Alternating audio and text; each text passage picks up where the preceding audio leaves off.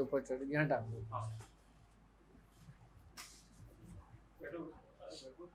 आज एक साहब आए थे, तो वो सरकार गौस पाक की औलादों से,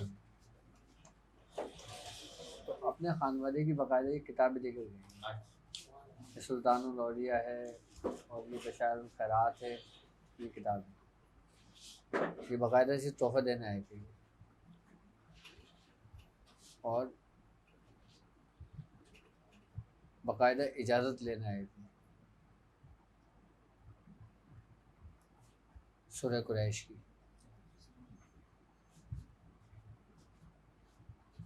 तो इस वक्त अल्हम्दुलिल्लाह हमारे सूरह कुरैश की जो इजाज़त हैं वो हिंदुस्तान और पाकिस्तान और दुनिया भर में कई खानवादों के अंदर पढ़ी जा रही है, कई सलासिल के अंदर पढ़ी जा रही है।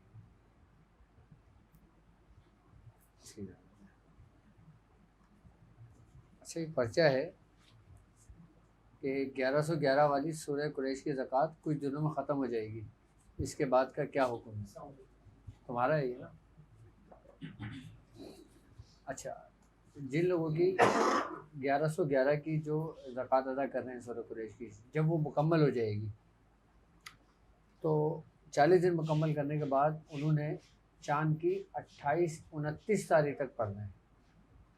चाँद की 29 तारीख तक, नहीं चाँदनी, इसी चाँद की 29 तारीख तक। आज 11 तारीख हो गई ना, चाँद की 29 तारीख तक पढ़ना है। जब रजब शुरू होगा ना, यानी कि रजब, शाबान और रमज़ान, ये 3 महीने हमारे लिए बहुत अहम होंगे। ये 3 महीने हमारे लिए इसलिए अहम होंगे कि इन 3 महीनों की जो ना बड़ी बरकतें हैं, बड़ी फजीलतें हैं, जो आम महीनों को नहीं है। अच्छा, इस महीने के बारे में बुजुर्गान दीन फरमाते हैं, हमारे सलासिल के बुजुर्ग फरमाते हैं कि रजब, जो शख्स अपने आप को रजब, शाबान और रमज़ान इन 3 महीनों के लिए मखसूस कर देता है, तो वो जिस नियत से जो अमल शुरू करता है ना, सिलसिले की बरकत से उसमें कामयाबी लाजमी हर सूरत उसको मिलती है। क्यों? क्योंकि कहते हैं कि रजब, शाबान, रमज़ान, रजब के एक दिन पढ़ाई करना आम दिनों में 40 दिन के पढ़ाई करने के बराबर होता है। यानी कि आम दिनों में आप 40 दिन के अमल करें और रजब के एक दिन अमल करें, बराबर है। तो रजब, शाबान और रमज़ान, इन तीनों महीनों की फजीलत है। और यहाँ तक कि नबी करीम सल्लल्लाहु अलैहि वसल्लम ने भी इन महीनों के बारे में फरमाया कि रजब अल्लाह का महीना है, शाबान मेरा महीना है और रमज़ान उम्मतियों का महीना है। तो ये नबी करीम सल्लल्लाहु अलैहि वसल्लम के निकले हुए मुबारक ज़ुबान से अल्फाज थी, ये उसकी बरकतें हैं जो उसमें हमें कामयाबी जल्दी मिल जाती है। आपने इन 3 महीनों की बड़ी फजीलत बयान की है। तो अभी ये समझने कि रजब, शाबान और रमज़ान इस सफ़र में हमारा पहला आ रहा है, तो हम इस महीने की बरकतें हासिल करें। हम अपने सूरह कुरैश का जो लश्कर लेकर चल रहे हैं, इसको इस 3 महीने में पाए तकमील तक पहुँचें। यानी कि जो अभी 1111 की तादाद कर रहे हैं, जो 313 की तादाद पढ़ रहे हैं, वो लोग फिर अपने आप को तैयार कर लें रजब के लिए। क्योंकि आप लोग सिर्फ और सिर्फ 3 महीने अपने दे दें, आपके 7 साल कैसे गुजरेंगे आपको पता ही नहीं चलेगा। यानी कि 3 महीने के अंदर आपको वो कुछ हासिल हो जाएगा, इतने कुछ आपको लज्जत मिल जाएगी, इतने कुछ अजायबात आपके सामने आ जाएंगे कि आपका दिल नहीं करेगा उसको छोड़ने को। क्योंकि जब रजब का महीना आता है ना, या आता था हमारे वक्तों में, तो मियाँ हुजूर इसका बड़ा एहतमाम करते थे और बाकायदा तौर पे हुक्म दिया करते थे कि इन 3 महीनों को ज़ाया नहीं करना, पूरा साल ज़ाया कर दो अपना, ये 3 महीने ज़ाया नहीं करना, क्योंकि ये 3 महीने पूरे साल का कफ़ारा है। जिस शख्स ने ये 3 महीने ज़ाया कर दिए, उसने पूरा साल ज़ाया कर दिया। और जिस शख्स ने पूरा साल कुछ भी नहीं करा, वो 3 महीने कर ले, उसके पूरे साल के बराबर है। रजब की, शाबान की और रमज़ान की बहुत अहमियत है, ख़ासकर सलासिल के अंदर। तो अब रजब का महीना शुरू होगा तो उसमें बाकायदा तौर पे उसमें फिर कोई गुंजाइश नहीं होगी। अभी तो गुंजाइश है ना कि कुछ लोग कहते हैं कि हम चाय पी लें दूध की, क्या जलाले अमल में चाय पी सकते हैं? चलो अभी पी लें। लेकिन रजब आप 3 महीने के लिए अपने आप को मखसूस नहीं कर सकते क्या? 3 महीने के लिए अपने ख्वाहिशात को नहीं तर्क कर सकते क्या? 3 महीने के अपने आप को बाउंड नहीं कर सकते क्या? किसके लिए? उस रब के लिए कि जिसका तुम्हारा हक है तुम पर। तुम जैसा हक है वैसी तो इबादत नहीं कर सकते, लेकिन कम से कम उसके हुक्म की तकमील तो कर सकते हैं हम। देखो, तुमको उस वक्त तक कुछ नहीं मिलता जब तक तुम खुद कोशिश नहीं करते। क्यों? क्योंकि लईसा लिल इंसान इल्ला मासा, के इंसान को वही कुछ मिलता है जिसकी वो सही करता है, जिसकी वो कोशिश करता है। अच्छा, एक बात याद रखिएगा कि सबक तो हमें दे दिया जाता है कि हमने सूरह मुज़म्मिल पढ़नी है, या हमने सूरह कुरैश पढ़नी है, या हमने सूरह इखलास पढ़नी है, या हमें नादेली पढ़नी है, या कोई भी सलासिल का शख्स किसी भी खानवादे का कोई भी अमल कर रहा हो, ठीक है, उसको एक टारगेट दे दिया जाता है कि उसने वो टारगेट अचीव करना है। कि जैसे किसी को सूरह कुरैश का दिया गया है कि उसने 1111 मरतबा पढ़ना है। अब उसका फोकस ये नहीं कि उसने 1111 की तादाद को पूरा करना है, उसका टारगेट ये नहीं होना चाहिए। उसका टारगेट ये होना चाहिए कि मुझे एक दिन पढ़ने से अपने अंदर क्या तब्दीलियां महसूस हुई।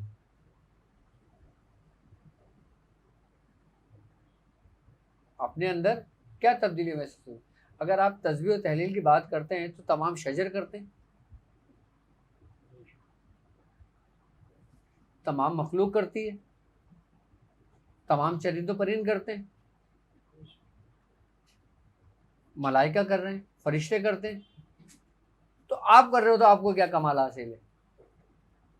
उसको तुम्हारे पढ़ने की ज़रूरत थोड़ी है, उसको तुम्हारी इबादतों की ज़रूरत थोड़ी है। आप अपने आप को मखसूस कर रहे हो, उसको इस चीज़ की ज़रूरत थोड़ी है। क्यों? क्योंकि सुबहान अल्लाह ताला मा तसिफून, वो तमाम तारीफ़ों से बाला तरे वो ज़ात। उसको तुम्हारी पढ़ाइयों की, तुम्हारी इबादतों की ज़रूरत तो नहीं है। अगर ये तुम कर रहे हो तो किस लिए कर रहे हो? पहले तुमने अपना एक मंजिल का तयन करना है। ये नहीं कि आपको सबक मिला और आप रट्टाफिकेशन पे शुरू हो गए। रट्टाफिकेशन करना है तो सिर्फ सवाब मिलना है, लेकिन उसको समझ के कुछ करना है, अपने आप को मखसूस करके करना है, तो फिर उसका एहतमाम ही अलग होगा उसका। अच्छा, जब रजब के महीना आता था, जब हम कोई अमल को बैठते थे, हम बाकायदा पूरे उसके लवाजमात की वो तैयारी करते थे। हाँ, हम जब कोई अमल करते थे हम बाकायदा एहराम का इस्तेमाल करते थे, खुशबू का इस्तेमाल करते थे, अपनी जगह का इंतखाब करते थे, अपने फिर एक वक्त का तयन करते थे, और फिर उस वक्त पे बैठते थे, उस वक्त पे उठते थे, उस वक्त पे करते थे सब कुछ। यानी कि इन 3 महीनों के अंदर हमारा कोई ऐसा नहीं होता था कि आज 9 बजे बैठे थे तो कल हम 9:15 बजे बैठे हैं, हम 9 बजे ही बैठे हैं। यहाँ तक कि इन महीनों के अंदर अगर घर में हमारी शादी ब्याह भी गुजरी है तो हम अपने मामलात में रहते थे, फिर उसकी बरकतें भी मिलती हैं। अच्छा, हम जब पढ़ते हैं तो क्या हम समझते हैं कि क्या हम कामयाब हो जाएंगे, हम कामिल हो जाएंगे? हम किस लिए पढ़ते हैं? हम सिर्फ इसलिए पढ़ते हैं कि हमारे शेख का हुक्म है, और हमें हुक्म क्यों है ये हमें नहीं पता। एक बात याद रखना कि पूरे सिलसिले की रूहानियत, पूरे जहां की रूहानियत तुम्हारे शेख के हुक्म में है। जो तुम कर रहे हो उस कमालात में नहीं है, तुम जो रियाजत कर रहे हो उस कमालात में नहीं है, तुम जो परहेज कर रहे हो उन परहेज में नहीं है। अगर रूहानियत कुरान पाक पढ़ने से मिलती ना, तो कुछ लोग ऐसे हैं जो सारी जिंदगी कुरान पाक पढ़ाते हैं और वो उससे गाफिल होते हैं। कि जिनके पढ़ाए हुए लाखों की तादाद में शागिर्द होते हैं कुरान पाक, लेकिन वो उसकी रूहानियत से गाफिल होते हैं। तो ऐसा क्यों है? वो इसलिए कि कुरान पाक पढ़ना एक अलग चीज़ है और कुरान को समझना एक अलग चीज़ है।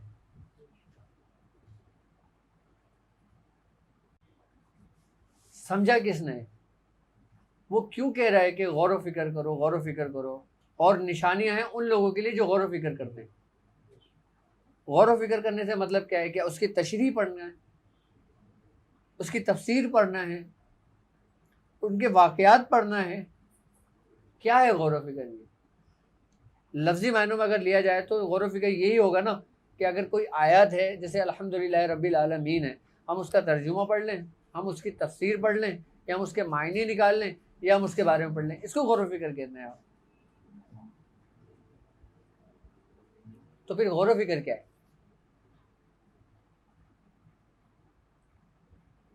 गौर व फिक्र जो है ना, ये समझ लें कि जब तुम्हारा शेख जब तुम्हें कोई चीज़ तालीम करता है, और जब वो तुम्हें कोई चीज़ तालीम करता है तो सबसे पहले तो तुम्हारी इस्लाह करता है।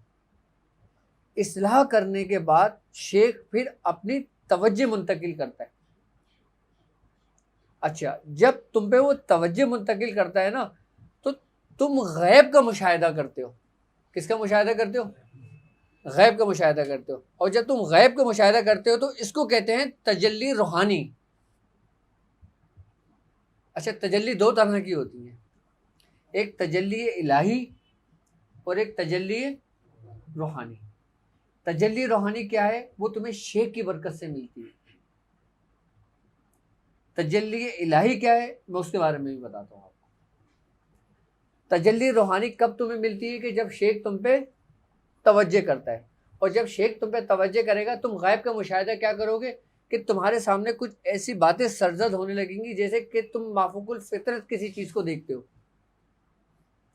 या तुम ख्वाब में ऐसी चीज़ों को देखते हो कि जैसे किसी बुजुर्ग से मिले हो, तुम खाने काबा में हो, तुम मदीने में हो, तुम बगदाद शरीफ में हो, तुम अजमेर शरीफ में हो, तुम फलां बुजुर्ग से ज़ियारत कर रहे हो, तुम्हें सरकार दो आलम सल्लल्लाहु अलैहि वसल्लम की ज़ियारत हुई है, तुम्हें हज़रत मूसा अलैहिस्सलाम की ज़ियारत हुई है।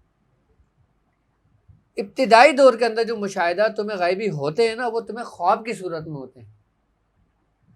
लेकिन जो जो आपका सिलसिला आगे बढ़ता रहता है और आप अपने रास्ते पर कायम होते हैं और इस्तकामत आपको मिलती है, तो फिर यही मुशाहिदा ख्वाब से निकलकर आपके मुराकिब होने के अंदर आ जाती है कैफियत।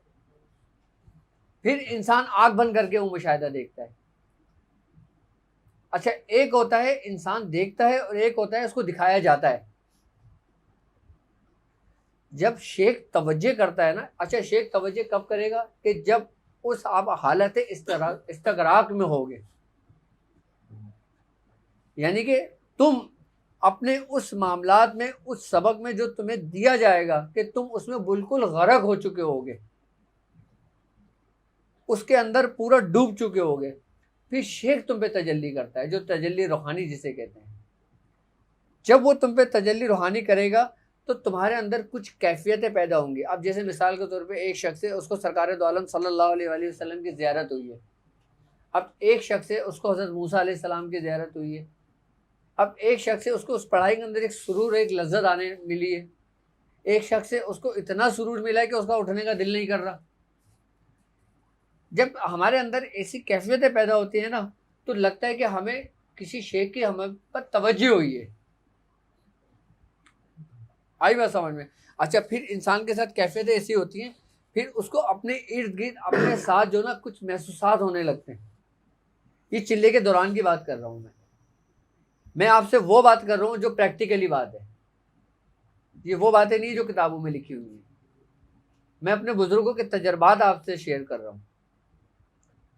जब आप पढ़ाई पे बैठेंगे, जब तजल्ली रूहानी आपको जब आपको अता होती है ना, तो आपके अंदर एक ऐसी कैफियत पैदा होती है कि आपको अपने इर्द गिर्द कुछ महसूसात होने लगते हैं। अच्छा, ये इब्तिदाई हालत में आपको ऐसा फील होता है कि जैसे आपके साथ कोई है।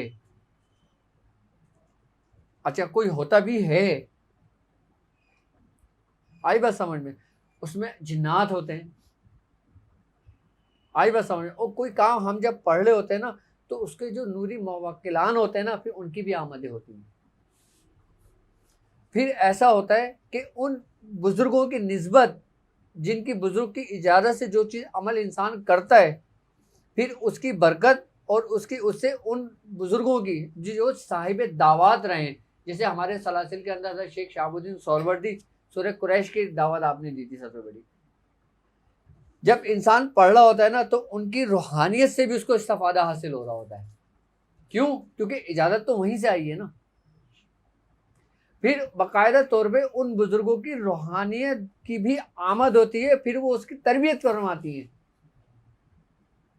अब एक शख्स को इजाज़त हुई, उसके शेख का विसाल हो गया, लेकिन उसको इजाज़त थी, उसको शेख ने उसका तरीक़ेकार समझाया था, वो अपना अमल कर रहा है, लेकिन उसके बीच में शेख का विसाल हो जाता है, तो उस दौरान वो क्या करेगा? उस दौरान वही शेख जो विसाल फरमा गए हैं, जिन्होंने उसको इजाज़त दी थी, उन्हीं सलासिल के बुजुर्गों की जो अरवाहें होती हैं ना, फिर वो उसकी मदद और उसकी रहनुमाई करती हैं, उसकी तालीम और तरबियत मुकम्मल करती हैं। अच्छा, जब इंसान के अंदर ये कैफियतें पैदा होती हैं, जब वो कोई ऐसी मामलात को देखता है जो माफ़ूकुल फितरत चीज़ें होती हैं, कुछ महसूसात करता है।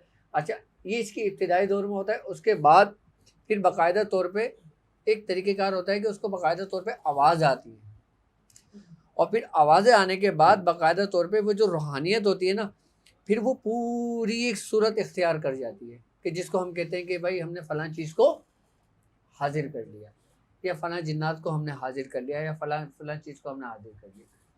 फिर वो बाकायदा तौर पे रूबरू होती है। ये चिल्ले के दौरान की बात बता रहा हूँ मैं आपको।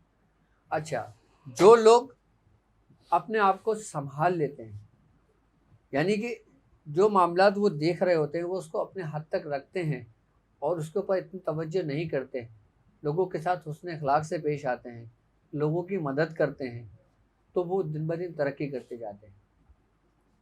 और जब ऐसा नहीं होता कि लोगों के अंदर एक गुरूर, एक तकब्बुर पैदा हो जाता है, तो फिर उसको वहीं ठहरा दिया जाता है। आपको अगर मैं कुछ क़ुव्वत, कोई ताकत दे दूँ, यकीनन ऑटोमेटिक आपके दिमाग के अंदर एक गुरूर, एक तकब्बुर पैदा हो जाएगा।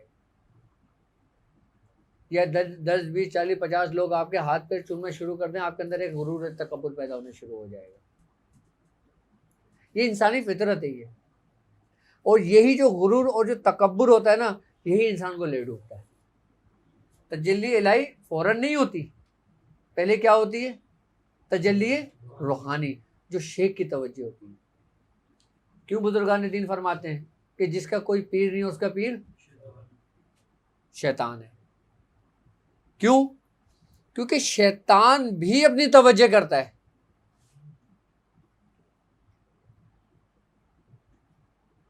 जिस रास्ते पे चलने के लिए कोई उसका उस्ताद कामिल नहीं होता, उसका पीर नहीं होता, तो फिर शैतान अपनी तवज्जो से उसको वो मंजिलें तय कराता है। लेकिन शैतान जब मंजिलें तय कराता है, तो फिर वो किसकी कराएगा? आलम नासूद की तरफ लेके चले जाएगा उसको, और वो उसको उसी में गरक कर देगा, वो उसी में आपको गुमराह कर देगा। लेकिन जो शेख की तरफ से होता है, बाकायदा इजाज़त की सूरत में होता है, वो तजल्ली रूहानी में ज़म हो जाता है।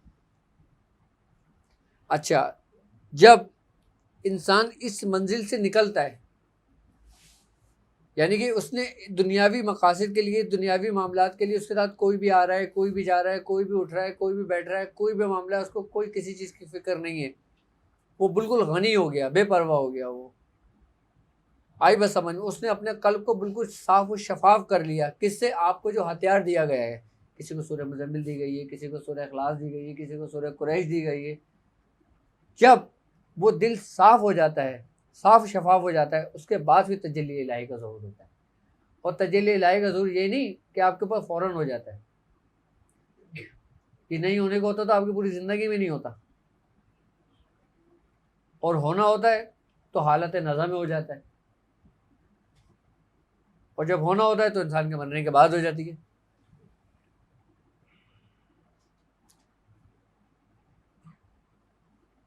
भाई, उसकी तजल्ली तुम्हारा कल्ब बर्दाश्त कर सकता है? तुम बर्दाश्त कर सकते हो? तो फिर हम पर जो तजल्लियात अनवार की जो बारिश हो रही होती है, वो क्या है फिर? क्या वो सादिक हैं? क्या वो जंदीक हैं? क्या वो काजिब हैं? फिर क्या है वो? फिर यही वही तुम्हारी शेख की तवज्जो है। अच्छा, शेख की ज़रूरत आपको सिर्फ दुनिया में ही नहीं है, सिर्फ पढ़ाई के दौरान ही नहीं है, सिर्फ चिल्ले के लिए तुम्हारा शेख नहीं है, अमल कराने के लिए तुम्हारा शेख नहीं है। शेख का काम ये नहीं है। शेख का असल काम शुरू होता है कि जब तुम्हारी आंख बंद होती है, फिर पता चलता है कि तुम्हारा शेख कितना कामिल है। और शेख को समझना, शेख को जानना इतना आसान भी नहीं है। जो लोग ये समझते हैं ना कि हाँ हम अपने शेख को समझ गए, हम अपने शेख को जानते हैं, हम अपने शेख की रूहानियत को जानते हैं, वो कुछ नहीं जानते। यहाँ तक कि हज़रत शेख शरफुद्दीन याहिया मुनीरी रहमतुल्लाह अलैह आप अपने मकतूबात सदी के अंदर लिखते हैं कि बरोज़े महशर अल्लाह रब्बुल इज़्ज़त हज़रत अवैस करनी रज़ी अल्लाह ताला अन्हु की सूरत में 70,000 मलाइकों को पैदा कर फरमाएगा। किसकी सूरत में? हज़रत अवैस करनी रज़ी अल्लाह ताला अन्हु की सूरत में 70,000 मलाइका को पैदा फरमाएगा। सिर्फ किस लिए? इसलिए कि उस वक़्त एक शोर मचा हुआ होगा कि वो आशिक कहाँ है, वो महबूब कहाँ है कि जिस पर रब की तजल्ली हुई थी, हुब की, उसके मोहब्बत की, उसके महबूब की, कि जिसके एवज़ लोग बख्शे जाएंगे।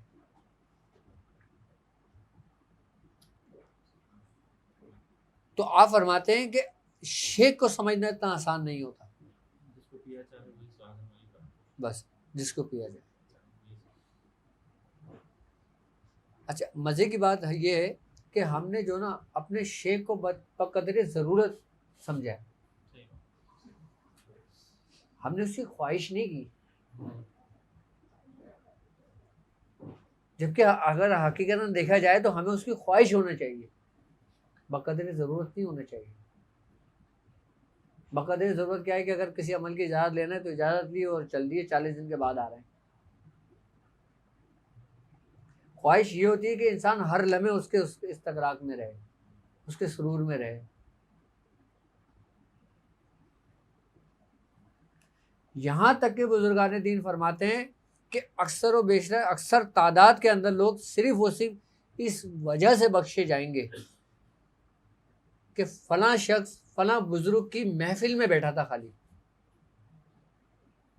बड़े बुजुर्ग फरमाते हैं कि इसलिए बख्शे जाएंगे कि इसने उस वली कराम के हाथ को बोसा दिया था कि अल्लाह ताला उसको बख्श देगा। इस बात पे खाली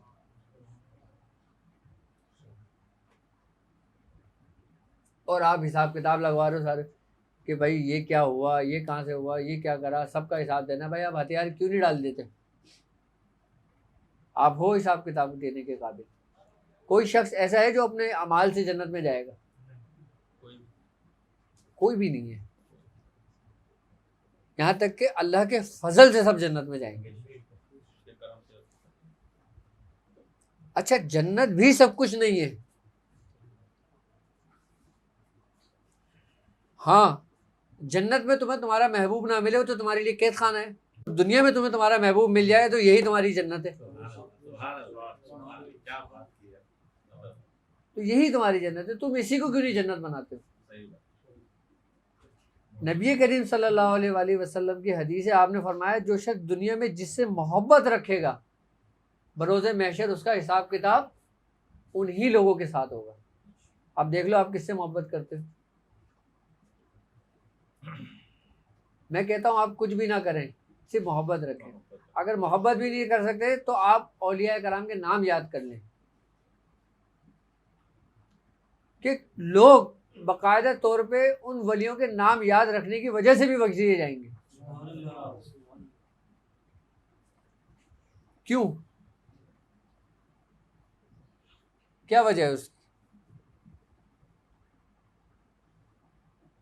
कुरान कहता है ना कि फास्कुरनी अस्कर को, कि तुम मेरा जिक्र करो मैं तुम्हारा जिक्र करूंगा।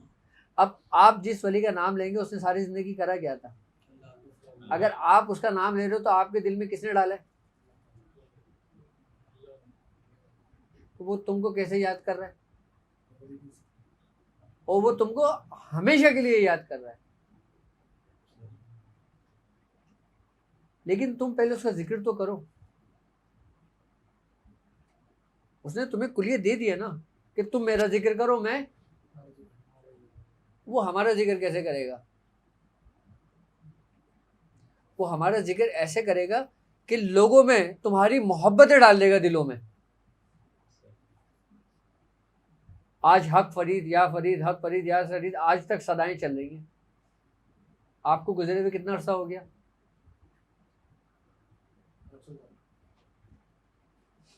आज भी आपके दिलों में वो ऐसे ही है जैसे अपनी हयात मुबारका में थे।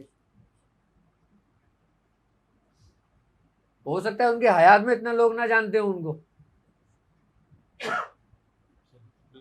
उनकी हयात में इतना ना जानते हो जितना आप जानते हैं, क्योंकि उनकी हयात में अगर वो, यहाँ तक कि आप ये देखें कि हजरत शेख मुहिउद्दीन इब्ने अरबी, आपके ऊपर 100 से ज़्यादा फतवे थे कि काफिर हैं, जंदीक हैं, फला हैं फला हैं। आप बड़े फतवे हैं बाकायदा आपके ऊपर। बड़े बड़े बुजुर्गाने दीन के ऊपर फतवे लगे, हजरत मंसूर बिन हल्लाज पे फतवे लगे।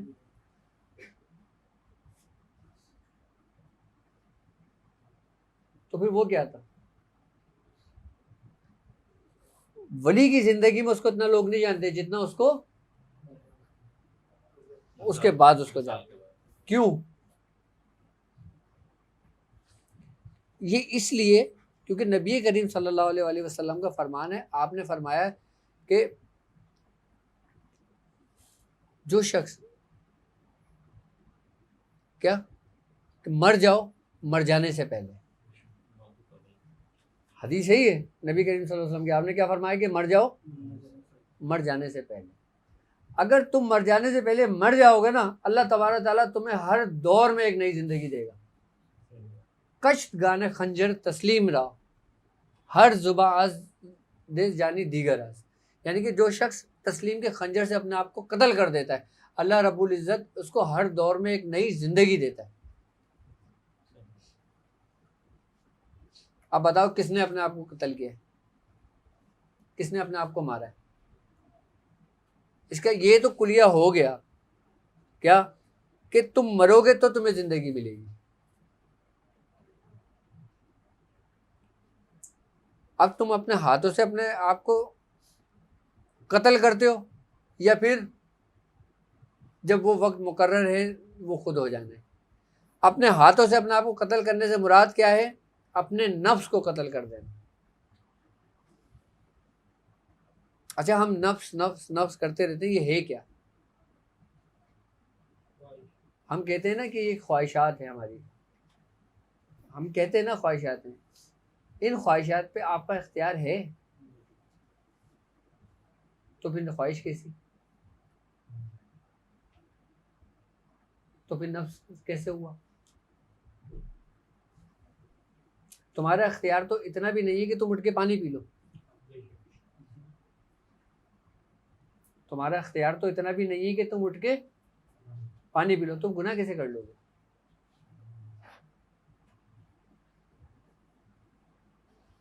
तुम्हारा इख्तियार तो इतना भी नहीं है कि तुम खाना खा लो, तो फिर उसकी इबादत कैसे कर लोगे?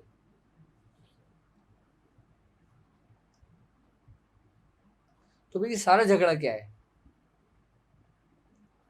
हमने असल में इस चीज को नहीं समझा, इस झगड़े को नहीं समझा। वो कहते हैं ना ला हौला वला कुव्वत इल्ला बिल्लाहि, क्या मतलब है? नहीं कोई ताकत नेकी और बदी। तो फिर तुम्हारा इख्तियार क्या है? तुम्हारा इख्तियार तो कुछ भी ना हुआ ना। फिर वो मीर तकी मीर सही कहता है ना कि नाहक हम मजबूरों पे ये तोहमत है मुख्तारी की, चाहते हैं सो आप करें, हमको बस बदनाम किया। फतवा लग गया था हमको शेर में भी। नहीं, ये बात नहीं है। बात क्या है कि वो गफ्फार है।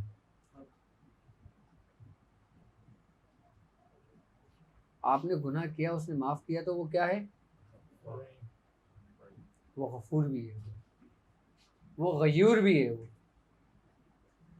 अच्छा, जब उसने तुम्हें भेजा था ना, उसने कुरान में ये कह दिया था क्या, कि इंसान को इसलिए बनाया गया है कि ताकि वो जांच पड़ताल कर सके कि तुम में कौन अच्छे काम करता है और कौन बुरे काम करता है। अब उसने तुम्हें इख्तियार भी किस सूरत में दिया? एक तरफ उसने अपनी मोहब्बत रख दी और एक तरफ दुनिया की ख्वाहिशात रख दी। अच्छा, जो उसने मोहब्बत रखी है ना, उस पर तुम्हें उसने कुलियतन इख्तियार दे दिया, लेकिन जो ख्वाहिशात है ना, उस पर तुम्हें इख्तियार नहीं दिया, उस पर तुमने खुद करना है जो करना है। वो कहते हैं ना कि तुम एक कदम मेरी तरफ आओ, मैं तुम्हारी तरफ 2 कदम बढ़ूंगा।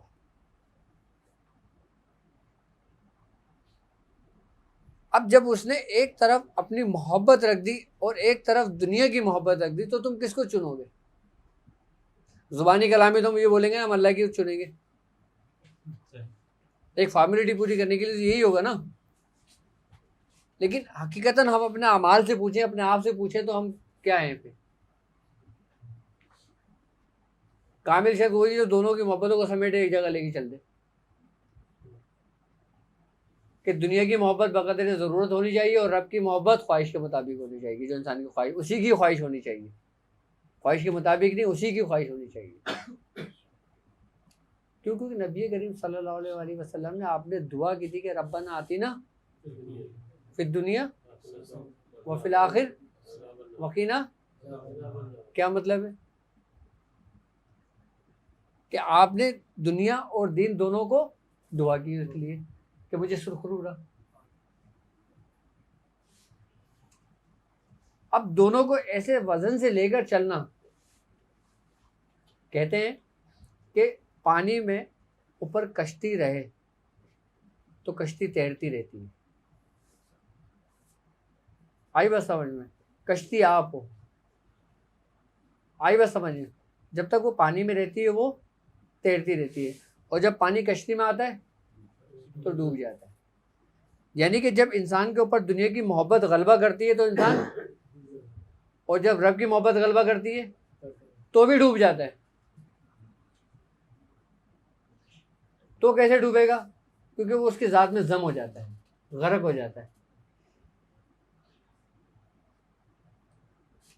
भाई कतरा अगर समंदर से मिलता है तो क्या होता है? वो फिर कतरा नहीं रहता। ठीक है। अच्छा, अब फना और बका में भी झगड़ा है।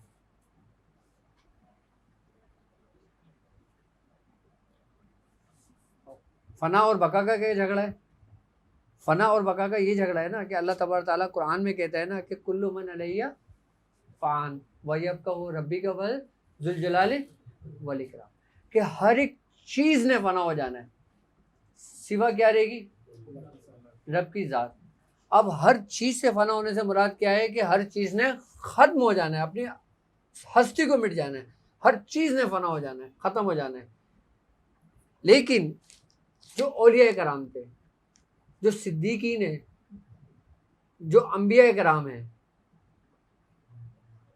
जो औलिया कराम है, उस वक़्त वो क्या होंगे? जिस तरीके से मैंने बताया अभी कि वो उसमें गर्क हो जाते हैं, यानी कि छोटे छोटे ज़र्रे हैं मकनातीस के और एक बड़ा लोहे का पीस है, तो सब ज़र्रे क्या करेंगे? सब चिपक जाएंगे और फिर हर चीज़ ने फना हो जाना है। हर चीज़ अपने असल की जानिब लौटेगी ना, और जब असल की जानिब लौटेगी तो फिर बाकी तो कुछ भी नहीं बचा, फिर तो फना ही हो जाए तो बेहतर है। ख़त्म हो जाना है फिर सब ने, हर चीज़ ने मिट जाना है, क्योंकि तुम्हारे अंदर तुम्हारे रब की सिफ़ात मौजूद है ना। अब जब वो सिफ़ात तुम्हारे अंदर जाग जाती है, जब वो सिफ़ात तुम्हारे अंदर एक तजल्ली की सूरत इख्तियार कर जाती है, तो वो अपने असल की जानिब जाएगी या नहीं? जब वो अपने असल की जानिब जाएगी तो तुम्हें लेके जाएगी, तुम्हें छोड़ के चली जाएगी। तो जो शेख की जो तवज्जो है ना, ये वो तजल्ली नूर रूहानी है जो तुम्हें तुम्हारे रब से जम कर देगी। शेख की ज़रूरत कितनी है और किस कदर है।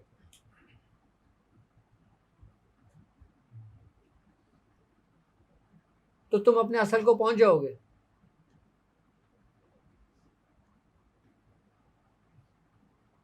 कामिल हो तो तुम कहीं भी गुमराह नहीं हो सकते।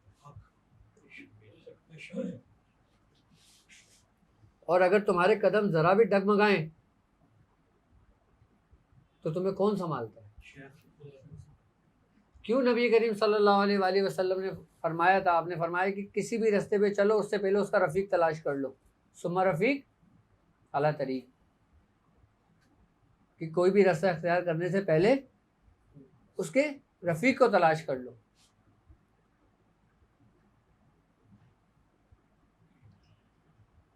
वो इसीलिए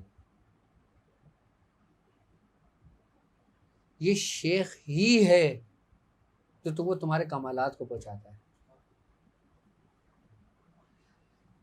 जब मुरीद अपने इस हालत के अंदर अपने आप को गर्क कर लेता है ना, तो फिर वो ये समझ लो कि अपने पूरे अंदर अपने किसको देखता है, शेख को देखता है। अगर शेख से हटकर अगर वो कुछ दिखाया जाता है ना तो वो आंखें बंद कर लेता है, कहता है मुझे नहीं देखना, जबकि वो भी हक है, जबकि वो भी हक है।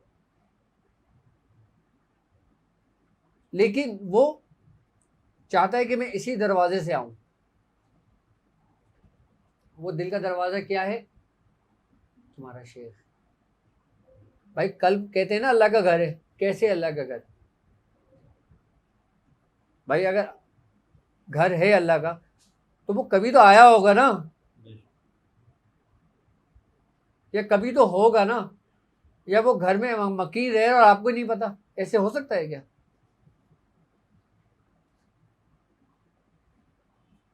नहीं हो सकता ना। तो उसका दरवाज़ा क्या है, उसका दरवाज़ा शेख है। क्यों, क्योंकि अल्लाह रब्बुल इज़्ज़त कुरान में कह रहा है कि और अपने घरों में दरवाज़ों से दाखिल हुआ करो। अब ज़ाहिरी तफसीर इसके बयान करोगे क्या है दुनियावी मामलात में, अगर लेकिन उसकी बाती तफसीर बयान करोगे क्या है।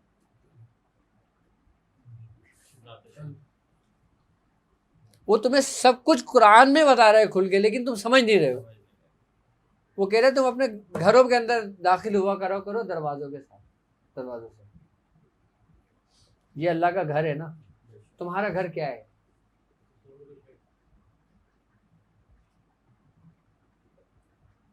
और जिस दरवाजे से तुम उस घर के अंदर दाखिल होगे ना, फिर तुम देखना कि कैसी रोशनी होती है उस घर के अंदर। और खुद तुम सारी ज़िंदगी अल्लाह अल्लाह की टकरे मारते रहो, कभी भी वो दरवाज़ा नहीं खुलना, क्योंकि वो दरवाज़ा ही शेख है तुम्हारा। भाई हज़रत बाबा फरीद मसूद गंजी शकर रहमतुल्लाह अलैह जब आप अपने शेख से मिले थे, उस वक़्त आपका ये कमाल था कि जब आप जंगल के अंदर सूरह इखलास पढ़ते थे और दरख्तों पे चिड़ियाँ चिचा रही होती थी, आप कहते थे गिर जाओ, वो गिर के मर जाया करती थी। फिर जब आप पढ़ के फारिग हुआ करते थे, आप बोलते थे उठ जाओ, तो वो उठ जाया करती थी। जब आप अपने शेख से नहीं मिले थे, आपका ये हाल था। लेकिन ये हाल सिर्फ दुनियावी हद तक था।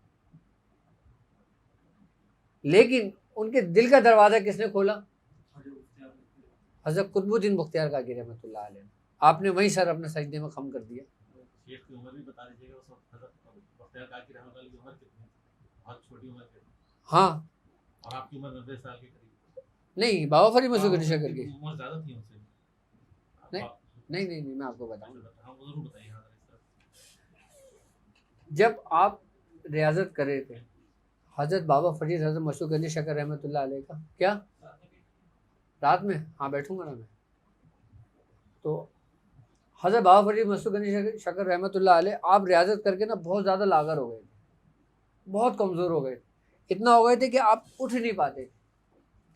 जब ख्वाजा खाजगान ख्वाजा मोइनुद्दीन चिश्ती रहमतुल्लाह अलैह आप दिल्ली तशरीफ़ लेकर आए, किसके पास, हज़रत कुतुबुद्दीन बख्तियार काकी रहमतुल्लाह अलैह के पास, और आपसे फरमाया कि कहाँ है वो शहबाज जिसको तूने कैद किया है,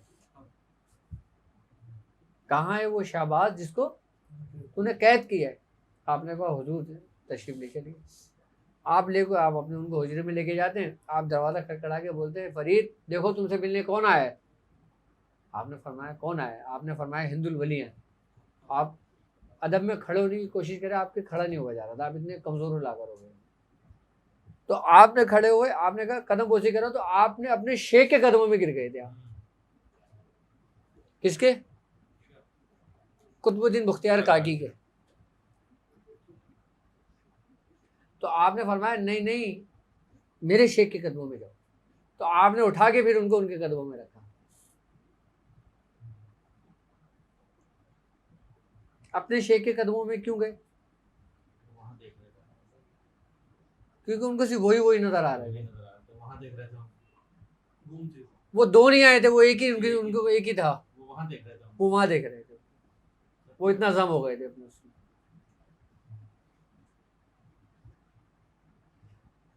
मुरीद को जो कुछ भी मिलता है, चाहे उसको रूहानियत के मामलात में हो, चाहे वो अमलियात के मामलात में हो, चाहे वो सलासिल के मामलात में हो, चाहे वो मकासिद दुनिया के मामलात में हो, वो सब शेख के तोफैल मिलता है।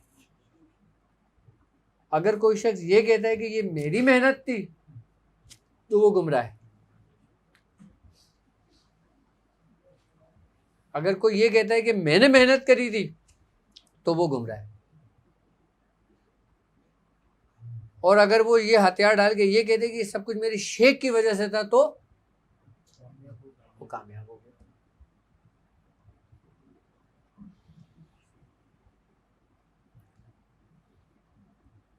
हमारे सलासिल के अंदर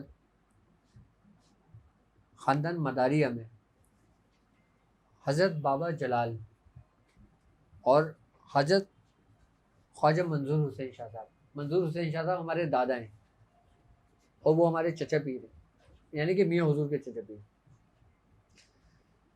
तो आप अपने शेख का इतना अदब और इतना एहतराम करते थे कि अगर ख्वाजा मंजूर हुसैन शाह साहब खड़े होते थे तो आप भी खड़े हो जाया करते थे, जबकि आप बफर जोन में हो और वो गुलशन में, आप उनके अदब में खड़े हो जाया करते थे। मियाँ हुजूर फरमाते हैं एक दफ़ा मैंने बाबा जलाल से कहा कि बाबा जलाल तुम बैठे बैठे क्यों खड़े हो जाते हो? कहते मुझे भाई साहब को जब मैं देखता हूँ ना तो मुझे शर्म आती है, मैं भी इनके अदब में खड़ा हो जाता हूँ। आप उस तरफ पीठ नहीं करते थे, आप जिस तरह ख्वाजा मंजूर हुसैन शाह साहब बैठते थे, आप उस तरफ पैर नहीं करते थे अपने। ये उनकी अदब और मोहब्बत की इंतहा थी। इब्तिदा कहाँ से है और इंतहा कहाँ है? इब्तिदा मैंने बताई आपको कि शेख ने आपको सबक दे दिया, अब आपने किस उससे करना है? अपने तवज्जो और अपनी लगन से। जो कुछ भी मामला होता है आप यही करें कि सब कुछ जो कुछ भी मेरे साथ हो रहा है ये उसी की तरफ के मामला आते हैं, इससे मेरा कोई कमाल नहीं। अच्छा, आपका चिल्ला भी मुकम्मल आपकी शेख की तवज्जो से होता है। लोग कहते हैं ना कि हज़रत हमारा अमल खोल दें, हमें इतने साल पढ़ते हो गए, हमें इतने साल पढ़ते हो गए, हमारा अमल खोल दें। अमल खोलना क्या होता है? ये जो लोग ये कहते हैं ना कि हमारा अमल खोल दें, उनका ज़िंदगी भर नहीं खुलता, क्योंकि कुछ दरवाजे ऐसे होते हैं जो नहीं खोले जाते कहने के ऊपर। हाँ, हर दरवाज़ा तुम्हारे शेख की तवज्जो, शेख की नज़रों से ही खुलता।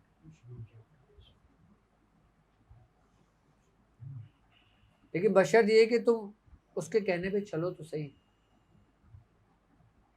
अच्छा, अब हम सूरह कुरैश का अमल कर रहे हैं, अब हमें पता कैसे चलेगा कि हम कामयाबी की तरफ जा रहे हैं? हम सही कर रहे हैं, हमें कैसे पता चलेगा? हम सही रास्ते पे जा रहे हैं, हमें कैसे पता चलेगा? भाई आप नादे अली का अमल पढ़ रहे हो, ठीक है, आपको बताया 110 मरतबा पढ़ो या 1100 मरतबा पढ़ो, आपको कैसे पता चलेगा कि मैं इसको सही कर रहा हूँ या नहीं कर रहा? या अगर मेरे अंदर कोई खामी है तो मैं उसको देखकर सही कर सकता हूँ या नहीं कर सकता? उसकी अलामतें क्या होंगी कामयाबी की? और जो लोग कामयाब नहीं होते उनके साथ क्या मामला पेश आते हैं? जो लोग इस रास्ते पे कामयाब नहीं होते, अमल कर रहे होते हैं, जब पूरा दिन कर लेते हैं फिर वहीं खड़े होते हैं जहां से वो चले थे। उसकी बेसिक वजह क्या होती है कि वो अपने अंदर की खामियां नहीं देखते।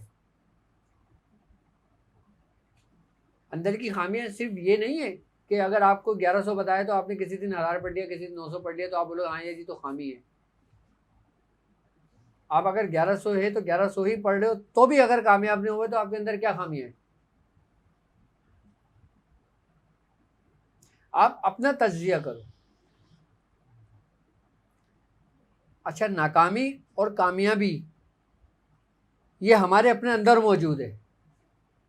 नाकामी भी हमारे अपने अंदर है और कामयाबी भी अपने हमारे अंदर है। नाकामी हमें मायूसी की तरफ ले जाती है और कामयाबी हमें गुरूर और तकब्बुर की तरफ ले जाती है अगर शेख ना हो तो। यानी कि कामयाबी ज्यादा खतरनाक है नाकामी से, अगर सब तुम अपने ऊपर क्रेडिट लेके जाते हो तो। और अगर यही सब कुछ शेख की तरफ मंसूब करते हो तो तुम्हारे अंदर कभी भी गुरूर और तकब्बुर पैदा नहीं होगा। अब एक शख्स बोलता है कि मैंने ये काम किया है, एक शख्स ये कहता है कि हमने ये काम किया, और कितना फर्क है, जबकि बात एक ही है। ये मैं ही तो है कि जिसने सूली पे चढ़ा दिया। ये मैं ही तो है कि जब गर्दन पे छुरी फिरती है तो क्या आवाज निकलती है कि मैं।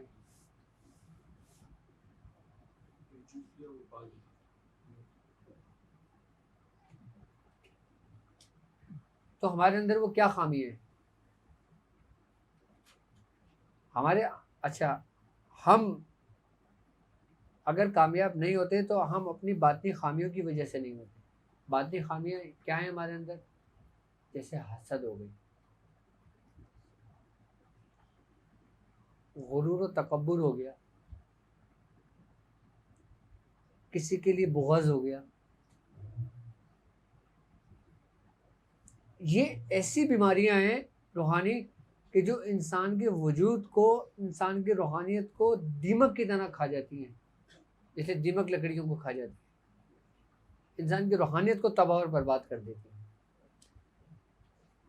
एक शख्स वो जिसने करा वो कामयाब हो गया, मैं उसकी बात कर रहा हूँ, फिर ये बीमारियां जन्म लेती हैं।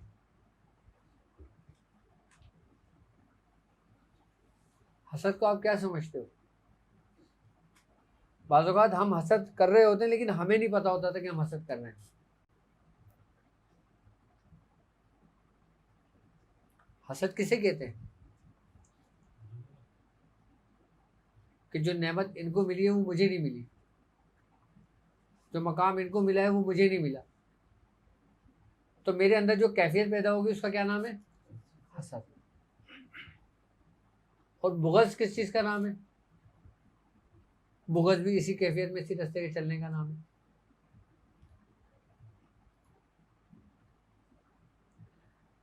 सबसे पहले हमें अपने अंदर से इन बीमारियों को जड़ से उखाड़ के फेंकना है, चाहे वो हमारे रिश्तेदारों के लिए हो, हमारे दोस्त अहबाब के लिए हो, हमारे पड़ोसी के लिए हो, हमारे साथ चलने वाले लोगों के लिए हो, या हमारे उस्तादों के लिए हो, या हमारे किसी भी मामलात के लिए हो।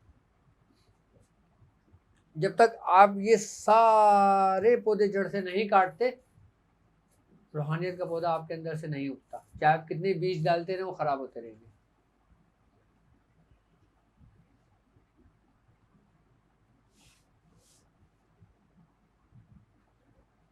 जिस दिन ये मामला आप अपने अंदर से दूर कर लेंगे ना खामियां, आप कामयाबी की तरफ चल पड़ेंगे।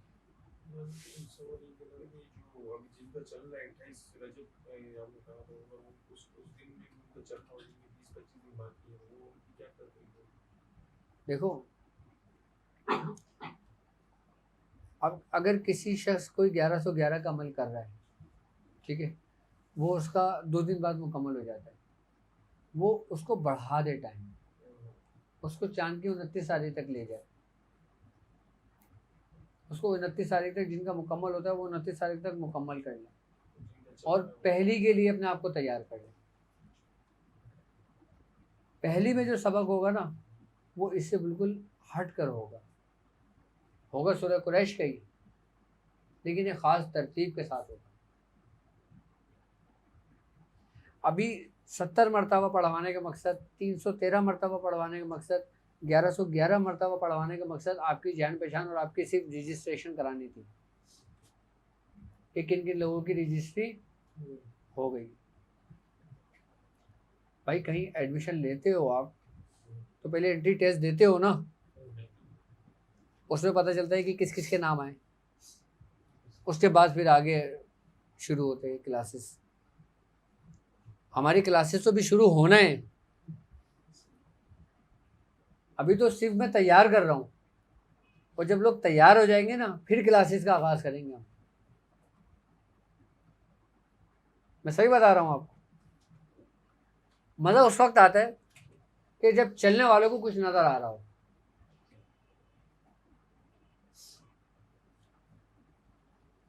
करने वाले, चलने वाले उस रास्ते के वाकई ख्वाहिशमंद हो, मुसाफिर हों। ये नहीं कि 50 बैठे हुए, 50 सुन रहे हैं, 40 घर जाके भूल गए, 10 ने याद रखा हुआ, 5 पढ़ रहे हैं और 3 आगे बोल रहे हैं कि हमने कर लिया। मैं सही बता रहा हूँ आपको। हमारे बुजुर्ग फरमाते हैं कि ये सफ़र इतना कठिन होता है कि ये लोहे के चने हैं और तुम्हारे मुंह में हैं, ना तुम इसको चबा सकते हो, ना उगल सकते हो, ना निगल सकते हो।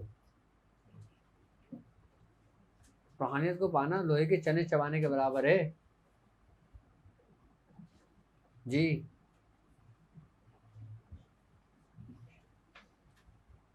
तो फिर इसमें कामयाब कौन शख्स होगा? कौन शख्स कामयाब होगा? मैं बताता हूँ। फिरौन जिस पैमाने में शराब पीता था ना, वो उसका पैमाना गुम हो गया। अब उसने अपने दरबार में ये ऐलान करवा दिया कि जो मेरा पैमाना ढूंढ के लाएगा ना, मैं उसको आज़ाद कर दूंगा। दरबार में शोर मच जाता है। अब सारे दरबारी जो ना ढूंढने लगते हैं। अब यही मनादी जो ना बाहर ऐलान करवा दी जाती है। अब सारे लोग बाहर भी ढूंढने लग जाते हैं। हज़ारों की तादाद में पैमाने को ढूंढने निकल गए। पैमाना एक ही है, वो एक ही को मिलना है ना। समझना मेरी बात कि पैमाना किसी को मिलना है, एक ही को मिलना है। और ढूंढ कितने लोग रहे हैं? लाखों लोग ढूंढ रहे हैं उसको। अब सब ढूंढ रहे हैं। अब दरबार के अंदर सब ढूंढने लग जाते हैं। एक बूढ़ी खातून को वो पैमाना हाथ लग जाता है। अब वो पैमाना लेती है और बादशाह के पास जाती है और बादशाह को कहती है, बादशाह कि क्या तुम वाकई ही उसको आज़ाद कर दोगे अपनी गुलामी से? बादशाह कहता है हाँ मैं आज़ाद कर दूँगा। तो वो कहती है ये रहा आपका पैमाना। बादशाह उसको देखता है, फिरौन बड़ा खुश होता है, उसको बोसा देता है और अपने पास रखता है और बहुत खुश होता है। इतना खुश होता है कि दरबार के जो लोग होते हैं उन सबको इकट्ठा कर लेता है। तो फिरौन बोलता है कि अब लोग बोलते हैं कि भाई पैमाना तो उसको मिल गया। तो बादशाह बोलते हैं जाओ मैंने तुम लोगों को भी आज़ाद किया। तो वज़ीर बैठा होता है। वज़ीर कहता है बादशाह सलामत, ये क्या कर रहे हो? ये लोग आते हैं, बादशाह से कहते हैं बाहर कुछ लोगों ने भी इसको बड़ी वो कहा, जिसने भी कोशिश करी है ना सबको मैंने आज़ाद कर दिया। वज़ीर कहता है पैमाना तो जिसको मिला था उसको आज़ाद कर देते, खाली सबको आज़ाद करने की क्या ज़रूरत थी? तो बादशाह कहता है कि पैमाना तो एक ही था ना, वो तो एक ही को मिलता, लेकिन कोशिश तो सबने करी है ना, तो मैंने सबको आज़ाद कर दिया। तो बुजुर्गान दीन फरमाते हैं कि ये एक दुनियावी उस खुदाई का दावा था, जिस खुदाई का दावा करता था उसका ये हाल था। लेकिन जो रब्बुल अरबाब है, जो बादशाहों का बादशाह है उसका क्या हाल होगा। यानी कि जो जो इस रास्ते पे चल रहे हैं, जो जो इस रास्ते पे चलने की नियत करेंगे वो सब कामयाब होंगे, क्योंकि ये वो रास्ता है जो बुजुर्गों का है, ये वो रास्ता है जो हमारे सलासिल का है, ये वो रास्ता है जिस रास्ते के लिए बुजुर्गान दिन ने अपनी अपनी पूरी पूरी जिंदगी मेहनतें सर्व कर दी हैं, अपने आप को ख़त्म कर दिया है, अपने आप को पूरा मिटा दिया सिर्फ इस रास्ते पे आने के लिए। तो वो तुम्हें कैसे तना छोड़ देगा, कैसे अकेला छोड़ देगा। अब तुम्हारे अंदर अलामतें क्या पैदा होंगी जो तुम्हें कामयाबी की तरफ लेके जाएंगी। सबसे पहली अलामत ये होगी तुम्हारे इब्तिदाई दौर के अंदर कि तुम्हें दूसरे दिन पढ़ने का इंतज़ार होगा। एक बुजुर्ग से किसी ने पूछा कि हुजूर मैं नमाज़ पढ़ता हूँ, मुझे कैसे पता चलेगा मेरी नमाज़ कबूल होगी। क्या कि मैं नमाज़ पढ़ता हूँ, मुझे कैसे पता चलेगा कि मेरी नमाज मेरे रब ने कबूल की है। तो आपने फरमाया कि अल्लाह तबारक ताला तुझे दूसरे वक्त नमाज पढ़ने की तौफीक दे देगा। क्या कि तुझे तौफीक दे दी जाएगी कि तू उसकी पाबंद हो जाए उसके ऊपर। और जब तुम्हारी सबसे पहली कामयाबी की अलामत ये होगी कि तुम्हें तौफीक दे दी जाएगी, किस लिए कि तुम अपने काम को पूरा कर लो, और रब की तरफ से जिसको तौफीक हो गई उसका काम मुकम्मल हो गया, तुम कामयाब हो गए। ये इसकी सबसे बड़ी अलामत है। और तुम्हें तौफीक देने के साथ साथ फिर तुम्हारे अंदर एक ऐसी कैफियत पैदा होगी, एक ऐसा सुरूर पैदा होगा कि तुम्हें उसमें लज्जत आने लगेगी। यानी कि एक तो वो वक्त है कि जब आप उसका एहतमाम करके पढ़ रहे हो, मैं उस वक्त से हट के अलग बात कर रहा हूँ। आप पढ़ाई तो रात में करते हो ना, दिन भर क्या करते हो, दोपहर में क्या करोगे, शाम में क्या करोगे, रात के पहले पहर में क्या करोगे। अच्छा, पढ़ाई करने से मतलब ये नहीं है कि अगर 11 तो 11 मरतबा आपको पढ़ने को दे दिया तो फिर आप अगर 11 बजे बैठने तो 11 बजे बैठ के 11 बजे पढ़ के 12 बजे तक पढ़ के ख़त्म करना है, उसके बाद भूल जाना है। क्या उसके बाद ऐसा भी नहीं करना। तौफीक तुम्हें ये होगी कि तुम जब तुम्हें याद आएगा कि तुम उसको अपनी ज़ुबान से पढ़ लोगे, चाहे अपना काम कर रहे हो, चाहे दिन में हो, किसी भी चीज़ में हो, तुम उसमें रहने शुरू हो जाओगे। जब तुम अपने अंदर ये कैफियत देखो, अपनी फीलिंग देखो, तो तुम समझ लेना कि तुम कामयाबी की तरफ चल पड़े। ये तुम्हारी कामयाबी की अलामत है। तुम एक चीज़ में कामयाब हो गए ना, 9 दरवाजे तुम्हारे लिए हमेशा के लिए खोल दिए जाएंगे। सिर्फ पहला दरवाज़ा खोलना तुम्हारा काम है। सिर्फ एक दरवाज़ा आपने खोलना है, 9 दरवाजे तुम्हारे खुले हुए हैं, वो बंद नहीं है। सिर्फ एक दरवाज़ा तुमने खोलना है बस। और ये वो पहला ही दरवाज़ा है जिस पे अभी सब दस्तक दे रहे हैं। और दरवाज़ा अंदर से खुलता है। अंदर से कब खुलता है कि जब देखते हैं ना कि दरवाजे पे इस कदर शोर हो गया कि अगर इसको ना खोला जाए तो ये टूटने का डर होगा, तो उसको खोल दिया जाता है।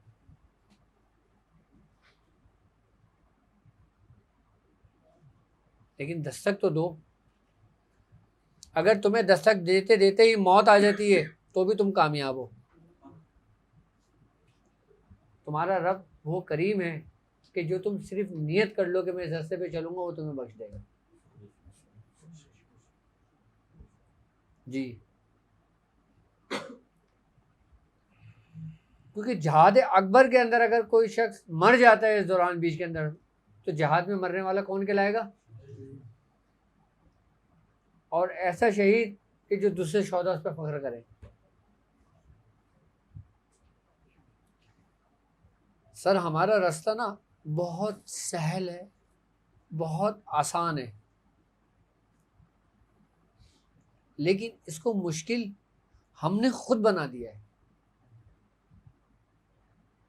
हम ये समझते हैं कि अगर हम इस रास्ते पे चलेंगे तो हम परेशानियों में आ जाएंगे, हम मुसीबतों में आ जाएंगे, हमें जिन्नात तंग करने लगेंगे, हम पर दूसरी चीज़ें खुल जाएंगी, हमें कारोबार में नुकसान होने लगेगा। आई बात समझ में? हम पर मुसीबतें आने लगेगी। हम लोगों ने इसको मुश्किल खुद बनाया है, जबकि ये मुश्किल है नहीं, ये तो मुश्किल कुशा है ये रास्ता। तो अक्सर लोगों का ये कॉन्सेप्ट है कि इस रास्ते पे चलने के लिए हमें परेशानियां आती हैं, जबकि दरअसल वो परेशानियां नहीं, उनके लिए राहत होती हैं। परेशानियां तो वो हैं जो तुम जिसको राहत समझते हो। रात को सुकून से बिस्तर पे सोना, रेशम, अपनी हर ख्वाहिशात को पूरी करना, क्या तुम इसको राहत और सुकून समझते हो? नहीं, ना ये राहत है ना ये सुकून है।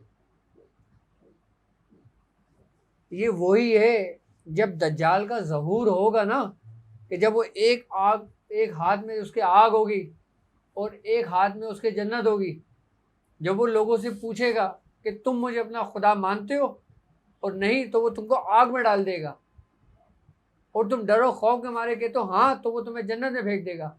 ज़ाहिरी हालत में बुजुर्गान दीन फरमाते हैं कि वो जो राहत, जो जन्नत दिखा रहा है ना, दर हकीकत वो दोज़ख की आग है। और जो तुम्हें ज़ाहिरी तौर पे मुश्किलात, परेशानियां नज़र आ रही हैं ना, वो ज़ाहिरी तौर पे तुम्हारे लिए परेशानी है, लेकिन वो राहत है तुम्हारी, वो जन्नत है तुम्हारी हकीकत। हम उस दौर में तो दाखिल हो चुके हैं, हम जिसको आसानियां समझते हैं, राहत समझते हैं, सुकून समझते हैं, आसाइश समझते हैं दुनियावी, जबकि वो हमारे लिए ऐसा कुछ भी नहीं है, वो सब वक्ती है। हम जिसको परेशानियां समझते हैं, मुसीबत समझते हैं, ये समझते हैं, वो असल में हमारे लिए राहत है। अगर किसी को सूरह कुरैश पढ़ने के लिए बता दो, सूरह मुज़म्मिल पढ़ने के लिए बता दो, सूरह इखलास पढ़ने के लिए बता दो, सबसे पहला सवाल क्या होता है लोगों का? कितनी मरतबा पढ़ना है? कुछ पढ़ने से मसला तो नहीं होगा, कोई परेशानी तो नहीं होगी। तो ये परेशानियां हमने अपने साथ खुद मुसल्लत की हुई हैं, जबकि ये परेशानियां नहीं हैं, ये राहत है, ये सुकून है, यही कामयाबी का रास्ता है। अल्लाह तबारक ताला कुरान में कहता है, तुम क्या समझते हो तुम यूं ही जन्नत में चले जाओगे, हालांकि तुम पर ऐसे वाक़यात, ऐसे हालात नहीं पेश आए जो तुमसे पहले लोगों को पेश आए थे। ये कुरान की आयत का तर्जुमा है। तो तुम लोग ऐसी जन्नत में चले जाओगे, वो कह रहा है कुरान में, मैं नहीं कह रहा। क्या तुम यूं ही जन्नत में चले जाओगे, जबकि तुम पर वो परेशानी, वो हालात नहीं आए जो तुमसे पहले लोगों पर आए थे? क्या ऐसे हालात वक्त आए तुम्हारे ऊपर? तो तुम अपना तजिया क्यों नहीं करते हो?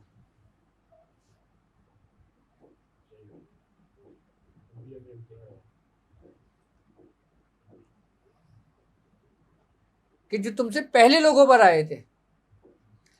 अब दीन तो इतना आसान हो गया है, आप बैठो, आपको कोई मसाइल पेश आया, ठक ठक ठक ठक आपने गूगल पे, फेसबुक पे कहीं भी लिखा, आपका मसले का फौरन उसकी हदीस आ गई, तर्जुमा आ गया, जवाब आ गया, आपको किसी के साथ की ज़रूरत ही नहीं है। आप समझ तो लो जी मैं तो खुद कामिल हो गया, अब मुझे किसी की ज़रूरत ही नहीं है। ऐसा ही है ना? अगर तलाक का एक मसला आ जाए तो फेसबुक पे, यूट्यूब पे जितने भी होंगे सारे मुफ्ती बन जाएंगे, सारे आपको मशवरे देने शुरू कर देंगे,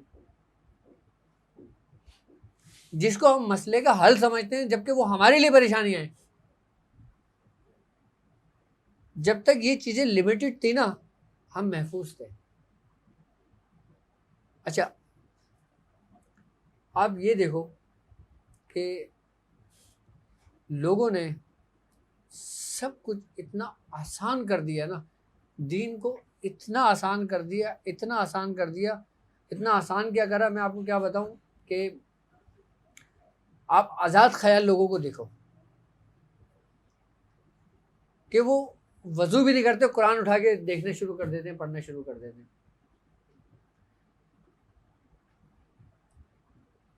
पर्दे की अगर बात आती है तो क्या कहते हैं कि पर्दा किसका है? आंखों का पर्दा होता है,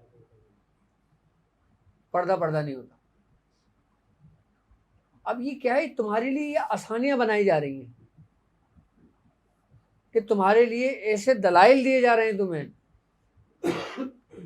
और ऐसे मसाइल तुम्हें पेश किए जा रहे हैं तुम पर कि तुम बोलोगे यार आसानी तो है, जबकि दरअसल वो आसानी नहीं होगी। जिन बुजुर्गों ने इतनी मुशक्क़त, इतनी तकलीफ़ें, इतनी परेशानियां उठाई हैं, 40-40 साल, 70-70 साल, 60-60 साल लोगों ने जंगलों में गुजार दिए, वो कौन लोग थे फिर? क्यों गुजार दिए थे? मैं आपको दोनों पहलू दिखा रहा हूँ, आसानी का भी और मुश्किल का भी। जो तुम्हें तुम्हारे रब ने आसान किया है, तुमने वो छोड़ दिया। जो तुमने अपने लिए आसानियां पैदा करने शुरू कर दी, वो तुम्हारे लिए नुकसान दे। एक आसानी तुम्हारे लिए तुम्हारा रब करता है, फ़इन्नमाल इन फ़इन्नमाल उसरी युसरा, कि हर मुश्किल के बाद, ये तुम्हारे रब की तरफ से है। और एक आसानी वो है जो तुम खुद निकाल लेते हो, वो तुम्हारे लिए वबाल जान है। अल्लाह रब्बुल इज़्ज़त कहता है ला इकराह फिद्दीन, कि दीन में ज़बरदस्ती नहीं। और अगर आप गन पॉइंट पे ज़बरदस्ती उसको लाना चाहो,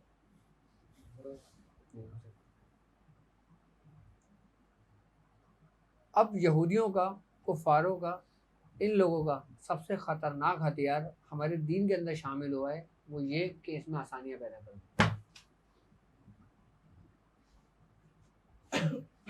आप नमाज पढ़ सकते हो ना, अब आपके अंदर आप ही लोग ऐसे फतवे आपको देने शुरू कर देंगे, यार नहीं बैठे आता, चलो बैठ के पढ़ ले, लेट के पढ़ ले, जबकि आप पढ़ सकते हो। दीन में है आसानी, उज़्र के साथ। अब ये बोलेंगे नहीं यार जी मेरा पेड़ बहुत निकला हुआ, मुझे झुकते में ना परेशानी होती है, अब मैं बैठ के नमाज पढ़ लूँ। अभी हज़रत क्या पेश करें अपना पेड़, अभी इसमें 10 दलीलें लेकर आ जाएंगे और ये आसानी के लिए नमाज पढ़ने बैठ जाएंगे बैठ कर। हाँ अच्छा, ये मोहब्बत, ये मामलात, ये आसानियाँ आपको सबसे ज़्यादा जो ना पाकिस्तान और हिंदुस्तान में मिलेंगी।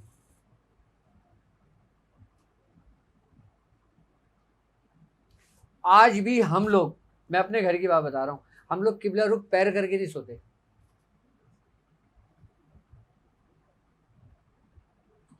क्यों? नहीं, उधर सरकार दो आलम सल्लल्लाहु अलैहि वसल्लम आराम फरमा।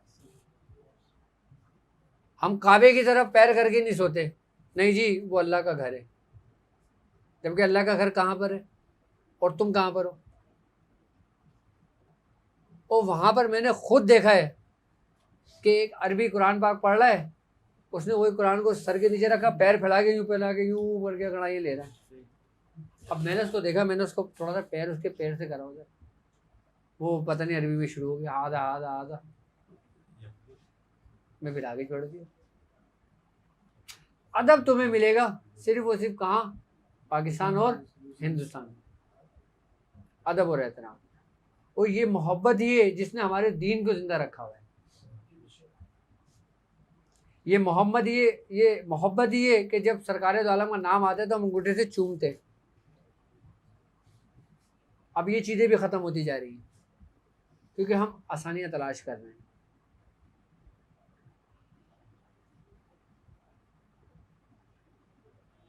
तो हमने अपने आप को इन चीज़ों से निकालना है। और जिन लोगों ने अपने बुजुर्गों की रस्सियों को छोड़ दिया वो गुमराह हो गए, और जिन लोगों ने अपने बुजुर्गों को छोड़कर दूसरों की राह इख्तियार ली तो फिर वो उन्हीं लोगों में उठाया जाएगा जिन लोगों के साथ नबी पाक सल्लल्लाहु अलैहि वसल्लम ने बशारत दी, आपने फरमाया जिनके बारे में। तुम जिस कौम की शबाहत अपनाओगे उसी कौम के साथ बरोज़ महशर उठाए जाओगे। लेकिन क्या हर मामलात में बस खैर अल्लाह ताला आसानियाँ पैदा फरमाए। और कोई बात? जो आजकल बाल काटे जा रहे हैं अजीब अजीब स्टाइलों से, कई फुटबॉलर हैं, यहूदी फुटबॉलर वगैरह, उन्हीं के अंदाज से काटे जा रहे हैं और सब उसी लाइन पे लगे हैं। हाँ, सब उसी लाइन में लगे हुए। हालांकि अल्लाह के रसूल ने मना फरमाया कि वो जो खाली मत करो, तो हमने करेंगे नहीं। देखो, नबी करीम सल्लल्लाहु अलैहि वसल्लम ने फरमाया और हदीसों में भी, कुरान में भी है कि यहूदी और नसारा तुम्हारे दोस्त नहीं हो सकते, चाहे ये तुम पर कितना ही तुम्हारे हामी क्यों ना हो जाए। अल्लाह ने कह दिया, रसूल ने कहा। जिसको अल्लाह ने कह दिया, वो तुम्हारे दोस्त हो ही नहीं सकते। और आज देख लो, आप सबसे ज़्यादा कहाँ जा रहे हो, कहाँ घुस रहे हो, कहाँ कर रहे हो। हमको हमारे दीन, अपने मज़हब की अहमियत का अंदाज़ा पता है कब होता है? कि जब हम कुफ़ार के बीच में रह रहे होते हैं। आपका दीन क्या है, आप यूरोप में रहने वाले लोगों से पूछो। आपका दीन क्या है, आप यूएसए में रहने वाले लोगों से पूछो जो उन लोगों के दरमियान रहते हैं। आपको जितनी सहूलतें मैसर है ना, वो लोग उन सहूलतों के लिए तरसते हैं। आप यहाँ खुलकर, आपकी मस्जिद में अजानें होती हैं लाउड स्पीकर पर, वहाँ पे बंद कमरे में भी नहीं होती।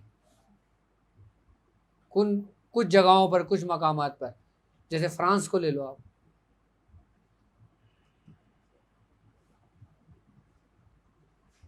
लेकिन क्या, बस असल में हम लोगों ने भी तो बस, हम लोग जो ना मुर्दा परस्त हो गए हैं, पता है, मैं हकीकत बता रहा हूँ आपको, हम लोग मुर्दा परस्त हो गए। उसकी वजह ये है कि हम जीते जी कदर नहीं करते। याद आते हैं, मरने के बाद कदर होती है। जनाज़े वो किसी, अभी कोई बड़ा आलिम दीन है, कोई शख्स है, उसका ये मैंने कॉल पढ़ा था या सुना था, उसने बहुत अच्छी बात कही थी। उसने कहा मुझे अपने आप को मनवाने के लिए जो ना मरना पड़ेगा, कि तभी लोग मेरी कदर करेंगे।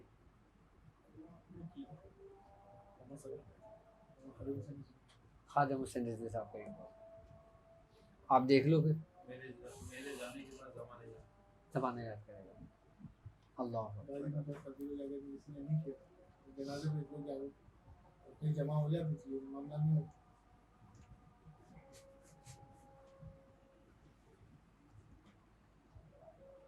निज़ामुद्दीन औलिया महबूब इलाही, आप निज़ामिया ख़ानदान के बहुत बड़े बुजुर्ग हैं और दिल्ली में आपका मज़ार है। हज़रत निज़ामुद्दीन औलिया महबूब इलाही के 10 खलीफा ऐसे थे कि जिनसे आप बहुत मोहब्बत रखते थे, और इतनी मोहब्बत रखते थे कि उन 10 खलीफा जो थे ना, उनके बारे में कहते हैं कि आप उन 10 खलीफाओं से एक कमरे में बंद होकर बाहर से ताला डलवा के और फिर गुफ्तगू किया करते थे।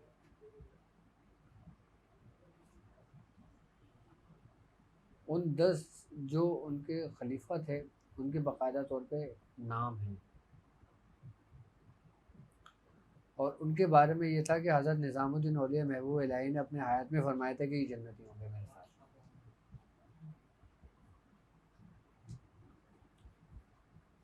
तो हज़रत अमीर खुसरो रहमतुल्लाह अलैह, आप फरमाते हैं कि इनको ये मकाम पता है क्यों मिला था?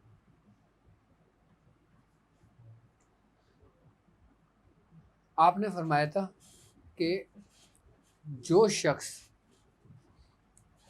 ये चाहता हो कि उसके दिल में शेख की मोहब्बत में रहे और जिस रास्ते पे वो चल रहा हो उसको उसमें कामयाबी मिले, वो एक काम कर ले बस। इसमें कोई शक नहीं कि अगर वो कुछ नहीं करता, उसी वो ये काम करता है, वो विलायत के आला मकाम पर फायज होगा। यानी कि सिर्फ इस अमल करने से उसको विलायत दे दी जाएगी। निज़ामिया ख़ानदान के अंदर अक्सर बुजुर्गों को विलायत सिर्फ इसी अमल की वजह से मिली है। वो अमल क्या था? आपने फरमाया था कि फजर की नमाज पढ़ते हो आप,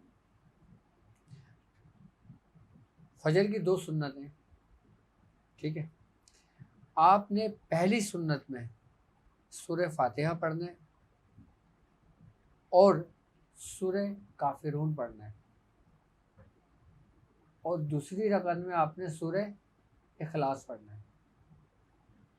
यानी कि सुन्नत में, फजर की 2 सुन्नत में पहली सूरत में क्या आ गई, पहली रकात में सूरह काफिरून और दूसरी रकात में क्या आ गई, सूरह इखलास आ गई। सुन्नत मुकम्मल हो गई, फ़र्ज पढ़ ली, ये नमाज आपकी पूरी हो गई। ठीक है। इसके बाद आप ज़ोहर में आ जाओ। ज़ोहर की 4 सुन्नत पढ़ते हैं पहले। ठीक है।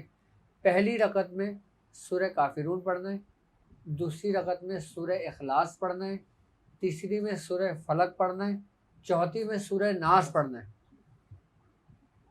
ठीक है। ये कितनी हो गई, 4 सुन्नत। फिर आपने 4 फर्ज पढ़ ली। फिर आप दो सुन्नत के अंदर फिर आपने ज़ोहर की जो 2 सुन्नत होगी उसमें सूरह फातिहा पढ़ना है और सूरह फलक पढ़ना है और सूरह नास पढ़ना है। अच्छा, ये एक तरतीब चल रही है पूरी फजर से, चारों कुल की तरतीब चल रही है ये। ठीक है। अब आप आ जाएं असर में। 4 सुन्नत है और 4 फ़र्ज है। अक्सर लोग 4 सुन्नत छोड़ देते हैं, 4 फ़र्ज पढ़ लेते हैं। उन 4 सुन्नत के अंदर जो ना इसी तरतीब के साथ पहली रकत में सूरह काफिरून, दूसरी में सूरह इखलास, तीसरी में सूरह फलक, चौथी में सूरह नास, ये मुकम्मल हो गई। अब आ जाए मगरिब में। 3 फ़र्ज पढ़ ली, फिर 2 सुन्नत में आपने क्या पढ़ना है, पहली रकत में सूरह काफिरून, दूसरी रकत में सूरह इखलास। ठीक है। अब आप इशा में आ जाएं। इशा की 4 सुन्नत पढ़ते हैं। पहली में क्या पढ़ना है, सूरह काफिरून, सूरह इखलास, सूरह फलक, सूरह नास। हो गई तरतीब। फिर 2 सुन्नत बची, फिर आपने हैं सूरह फलक और सूरह नास पढ़ना है। यानी कि फजर की सुन्नत और इशा में ये पूरी एक कड़ी और एक जंजीर बनी हुई है, एक तरतीब बनी हुई है। किसकी, जो हर नमाज एक नमाज को अपने साथ जोड़ रही है। किसके जरिए, चारों कुल के जरिए। आप फरमाते हैं कि जो शख्स इस तरतीब के साथ ये पढ़ता है वो हिसार में हो जाता है, उसके ऊपर जादू असर नहीं करता, वबाएं बलाएं मुसीबत परेशानी उस पर असरअंदाज नहीं होती। ये निज़ामिया ख़ानदान का वो तरीक़ेकार है जो मियाँ हुजूर ने मुझे तालीम किया था। और आपने फरमाया था कि अगर कोई शख्स इस चीज़ का ख्वाहिशमंद हो कि वो उसको विलायत दी जाए, उसको कोई जिम्मेदारी दी जाए, वो इस तरतीब के साथ इन 5 नमाज़ों का एहतमाम करे। और इसके साथ तहज्जुद का भी है। क्या, हाँ, तहज्जुद का भी है। तहज्जुद में कितनी रकातें पढ़ते हो आप? 12 हैं। ठीक है। अब मियाँ हुजूर फरमाते हैं कि निज़ामिया ख़ानदान के अंदर तहज्जुद की नमाज़ पढ़ने का एक ख़ास तरीक़ेकार है जो बुज़ुर्गान दीन ने बाकायदा सीना ब सीना रखा है। आपने पहले 2 सुन्नत की नियत करनी है। अच्छा, इसका हिसाब किताब होता है कि चाँद की तारीख़ों से, यानी कि चाँद की पहली तारीख से लेके चाँद की 15 तारीख और चाँद की 15 तारीख से लेके चाँद की 30 तारीख। बुजुर्गान दीन फरमाते हैं कि जब चाँद की पहली तारीख हो, क्या, चाँद की पहली तारीख हो, जब आप तहज्जुद के लिए खड़े हों तो आपने 2 रकात नमाज तहज्जुद की करना है। पहली रकत में आपने 1 दफ़ा सूरह इखलास पढ़ना है, दूसरी रकत में आपने 2 दफ़ा सूरह इखलास पढ़ना है। फिर आप सलाम फेर लें, फिर आप नियत बांधें। फिर आपने पहली रकत में 3 दफ़ा पढ़ना है सूरह इखलास और चौथी में 4 दफ़ा पढ़ना है। फिर आप सलाम फेर लें। फिर 5 मरतबा पढ़ना है, फिर 6 मरतबा पढ़ना है। इस तरीके से एक एक सूरह इखलास बढ़ाते चले जाएंगे। ये आपने पूरी 12 रकातें पूरी पढ़ ली। आप तहज्जुद की नमाज सिर्फ 3 दिन इस तरतीब से पढ़ के देख लो, आप अपने अंदर कैफियत मुझे बताना। कहते हैं कि जो शख्स सरकार दो आलम सल्लल्लाहु अलैहि वसल्लम की ज़ियारत का मुश्ताक हो, उसको ज़ियारत करने का शौक़ हो और वो ज़ियारत का तलब रखता हो, वो इस तरतीब के साथ तहज्जुद की नमाज़ पढ़ ले, उसको सरकार दो आलम सल्लल्लाहु अलैहि वसल्लम की ज़ियारत हो जाती है। अच्छा, ये तरतीब चाँद की पहली तारीख से लेके 15 तारीख तक पढ़ेंगे। जब 16वीं तारीख होगी ना, तो आपने पहली रकत के अंदर 12 मरतबा पढ़ना है, दूसरी रकत में 11 मरतबा पढ़ना है, तीसरी रकत में 10 मरतबा पढ़ना है, चौथी रकत में 9 मरतबा पढ़ना है। यानी कि जिस तरतीबों से आप मंजिलों के ऊपर जाने बढ़े थे, चाँद की पहली तारीख से जूं चाँद बढ़ता है, आप ऊपर की जाने बढ़ोगे। अब जूं चाँद घटेगा और फिर आप इसको घटना शुरू कर देंगे। यही तो तरीक़ेकार थे जो इंसान को कामयाब करते थे। यही तरीक़ेकार पूछने के लिए तो बुजुर्गान दिन एक जगह से दूसरी जगह मीलों सफ़र करते थे, और बुजुर्गान दिन उस वक्त बताया करते थे जब महफिल में तमाम लोग चले जाया करते थे, क्योंकि जिसकी जो तलब होती थी वो उसको मिलती थी।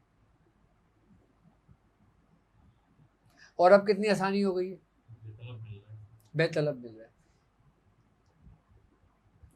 इसलिए अहमियत नहीं होगी। हाँ, हमारे पास निज़ामिया ख़ानदान भी है जी। हज़रत शेख निज़ामुद्दीन औलिया महबूब इलाही से हज़रत शेख जहानिया जहांगश रहमतुल्लाह अलैह ऊट शरीफ वाले, उनसे बाकायदा हम तक सिलसिला पहुँचता है। आपको 14 खानवादों की खिलाफत की इजाज़त थी हज़रत मखदूम जहानिया जहांगश।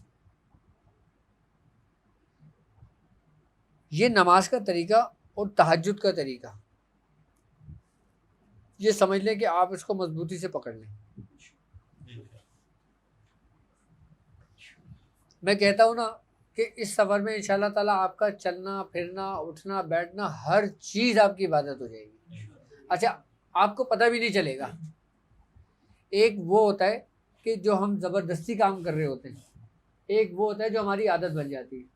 मैं चाहता हूँ कि आप इसको आदत बना लें। नमाज तो पढ़ते ही है ना, आदत बना लें।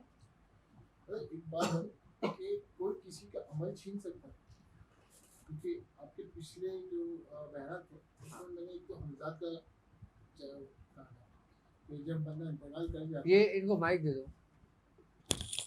बंदा जब इंतकाल कर जाता है हाँ, तो उसमें क्या कहते हैं, जब उसकी रूह निकल जाती है, मीन्स कि जब उसके कब्रिस्तान में दफनाने आए थे, तो बाज़ औक़ात, क्योंकि मेरा मुशाहिदा रहा है हाँ, कि वो आमिलीन घूमते रहते हैं, हाँ, कि जब दफना के लोग चले जाते हैं तो वो कब्र पे खड़े होते हैं, क्योंकि आपके बयान में था कि वो उसके हमजाद को कब्जा कर लेते। एक सवाल ये था, और दूसरा सवाल ये कि कोई किसी का अमल, फॉर एग्जांपल कि भाई के पास सूरह मुज़म्मिल या सूरह कुरैश का अमल है, आमिलीन होते हैं, क्योंकि हमारा अक्सर और बेशतर मज़ारत पर हाज़िरी का ज़ौक़ रहा है और हाज़िरी देते हैं, और वहाँ पे शिकारी घूमते रहते हैं, कि उनका वो होता है कि वो उसको साफ़ कर लें।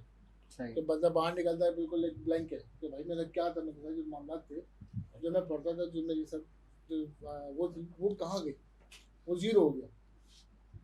तो अगर ऐसा होता है तो उससे बचने के लिए उसको अपनी सेफ साइड कैसे रखें? सही।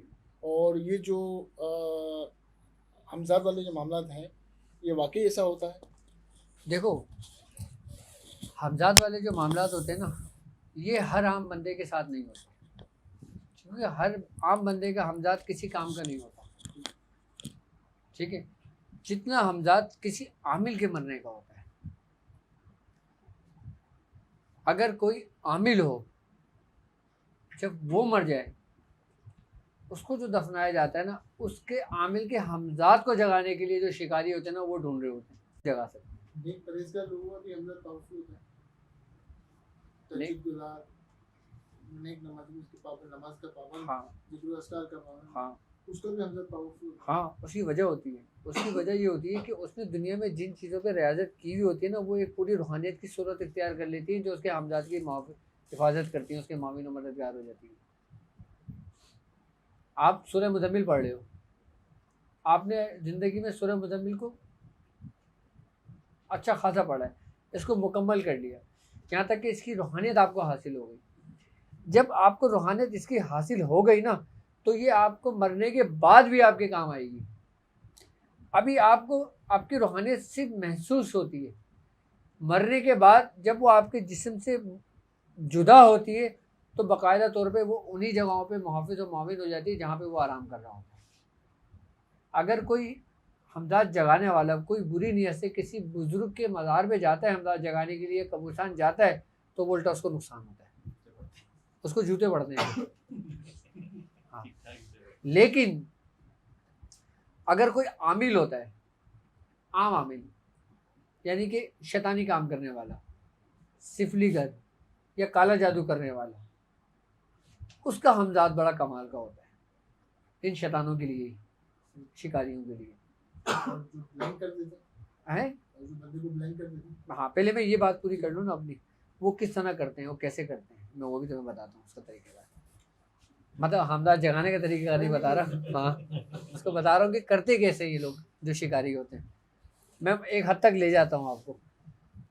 जब ये लोग इंतज़ार करते हैं कि कोई आमिल मरे, जब कोई आमिल मरता है ना तो ये लोग करते ये हैं कि जब आमिल को दफना के चले जाते हैं, सबसे पहले जो आमिल के इर्द गिर्द के जो लोग होते हैं ना, वो इनके चेले होते हैं, इन शिकारियों के।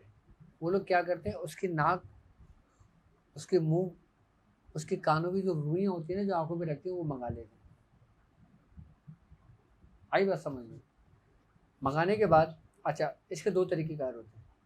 अगर ये सामान मिल जाता है, रुई, आमिल के बाल, आमिल के नाखून और उसके कफन का टुकड़ा और ये रुई, सब कुछ, अगर ये उनके चेले उनको ला देते हैं ना, तो ये हमजाद उसको अपने हुजरे, अपने उसमें झोपड़ी में भी कर सकते हैं, कर लेते हैं, अगर ये सामान उनको मैसर हो जाए।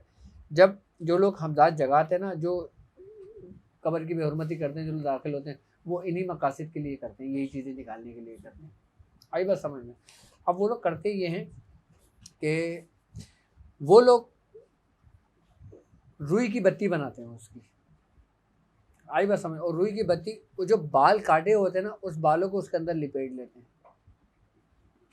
आई बात समझ में? लपेटने के बाद चिराग रोशन करते हैं। अच्छा, चिराग जो बनाते हैं ना, वो बनाते हैं मिट्टी का। कौन सी मिट्टी? उसी कब्र की मिट्टी लेते हैं जिस कब्र की वो होती है, उसको छान लेते हैं। छानने के बाद उसमें कुम्हार की मिट्टी मिला के उसको चिराग बनाते हैं और उसको आग नहीं देते। आई बात समझ में? उसके बाद जब वो ले आते हैं, जब चिराग तैयार हो जाता है, चिराग को तैयार होने के बाद उसमें तेल डाल देते हैं, फिर वही रुई अपने पास इस्तेमाल में रखते हैं, और फिर अब वो अपना अमल पड़ता है, जो भी उस दुनिया में जो अमल कर रहा होता है, जो भी उसका अंदाज जगा रहा होता है। आई बात समझ में? फिर जब वो अमल कर रहा होता है, जगा रहा होता है ना, फिर उस जो चीज़ें जल रही होती है ना, इस क्योंकि जो उसके दुनिया में ताबे उसके शयातीन थे ना, उस आमिल के, वो उसकी खुशबू से मुतासिर होकर खींचे चले आते हैं। एक चीज़ आपके साथ 10 साल 20 साल 30 साल रही है, वो आपसे मानूस तो रही है ना, चाहे वो शैतान है। इसी तरतीब से जब कोई इसके हामिलीन इनके हमदाद जगाते हैं, जब वो इन चीज़ों का इस्तेमाल करते हैं, जब वो चीज़ें जलती हैं ना, तो उनकी खुशबू से वही शयातीन जो उनके ताबे थे वो खींचे चले आते हैं। और जब वो खींचे चले आते हैं तो फिर वो उसके हमजाद को बुलाते हैं। अच्छा, जब हमजाद की जो हाज़िरियाँ होती हैं ना, वो बाकायदा तौर पर उसी चिराग की लौ पर होती है। ये नहीं कि वो खोदेंगे, कब्र के अंदर जाएंगे, ऊपर से मिट्टी बंद कर देंगे, वो जी हमजाद जगा के ला रहे हैं, ऐसा नहीं होता। इसके बहुत तरीक़ेकार है, लेकिन अमूमन जो लोग करते हैं ज़्यादातर वो इसी तरतीब के साथ करते हैं जो शैतानों को करते हैं। ठीक है। अच्छा, हम मुसलमानों के अंदर एक बात है कि जब हम किसी अपने मुर्दे को दफनाते हैं तो हम मिट्टी पड़ के डालते हैं। वो इसी वजह से पड़ के डालते हैं ताकि हमजाद उसके अंदर मदफून रहे और कोई शैतान उसको निकालने की कोशिश करे तो वो निकाल ना पाए। इसका मकसद ये होता है। ज़ाहिरी मामलात की बात कर रहा हूँ, ताकि वो उस चीज़ में कैद हो जाती है। वरना पढ़ के डालने का क्या मकसद है?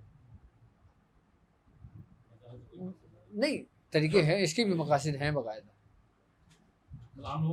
आम लोगों को नहीं पता। भाई आप पढ़ के क्यों डालोगे? आप बख्शिश दुआ तो वैसे ही कर लेंगे ना। हकीकत ये थी, हाँ हाँ, दुआ पढ़ते हैं मिट्टी डालने के लिए।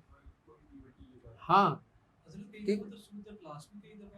जिनको याद नहीं हो वो पढ़ के डाल देते, वो इसी वजह से कि अल्लाह रब्बुल इज़्ज़त उन शैतानों से इसको महफूज रखे अपने बंदे को, वजह यही होती है।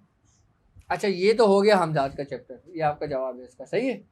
इसी तरतीब से इसको जगातों में नुकसान करते हैं। अच्छा, दूसरा ये होता है कि अमल को सल्ब करना, इसको अपने अंदर जब्स करना।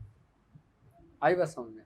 एक बात याद रखिएगा कि अमल उन लोगों का सल्ब होता है कि जो अपना अमल मुकम्मल करने के बाद गलत रास्ते पे लग जाते हैं, दुनियावी मकासद के लिए लग जाते हैं, उनका अमल कमज़ोर पड़ जाता है। और जिनका अमल कमज़ोर पड़ जाता है फिर वो आसानी के साथ बड़े के अंदर जब्स हो जाता है। अमल भी सल्ब किया जा सकता है, अमल बांधा भी जा सकता है, अमल बंद भी किया जा सकता है। पूरी रूहानियत बुजुर्गान दिन अपने अंदर सल्ब कर लिया करते हैं। हाँ, वाक़या मिलता है ना किनका? हज़रत पीर खजर रूमी का। हज़रत पीर खजर रूमी, आप मदारी कलंदरिया ख़ानदान के बहुत बड़े बुजुर्ग हैं, नाम सुना होगा आपने। हाँ, आपके बारे में ये है कि जब आप अपने शेख की तलाश में निकले थे ना, आप जिस जगह जाते थे ना, जिस पीर से मिलते थे, आप उसको अपने अंदर सल्ब कर लिया करते थे। लेकिन जब आप हज़रत कुतुबुद्दीन मुख्तियार काकी के रहमतुल्लाह अलैह के दरवाजे पर पहुंचे तो आपके सारे मामला सल्ब हो गए। हाँ, आपके सब कुछ सल्ब कर लिया था आपने। फिर जब सब कुछ सल्ब हुआ था आपने वही घुटने टेक दिए कि यही मेरी मंजिल है। अच्छा, एक होता है कसदन अमल सल्ब करना, बुग़्ज़ दुश्मनी उसके मामलात के अंदर। अच्छा, एक पीर भाई अपने दूसरे पीर भाई का अमल सल्ब नहीं कर सकता क्योंकि दोनों की इजाज़त उसकी शेख की है। एक शख्स दूसरे शख्स का अमल सल्ब कर सकता है, हाँ, कैसे? अब उसके लिए बाकायदा तौर पे उसकी अपनी रियाजत होनी चाहिए।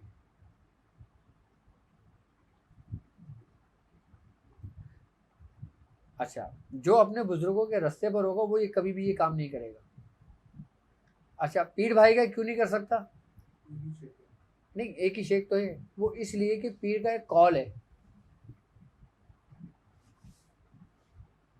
पीर का एक कॉल है कि जिसने अपने पीर भाई को देखा उसने अपने पीर को देखा, कि जिसने अपने पीर भाई को देखा उसने अपने पीर को देखा। तो वो कैसे कर सकता है?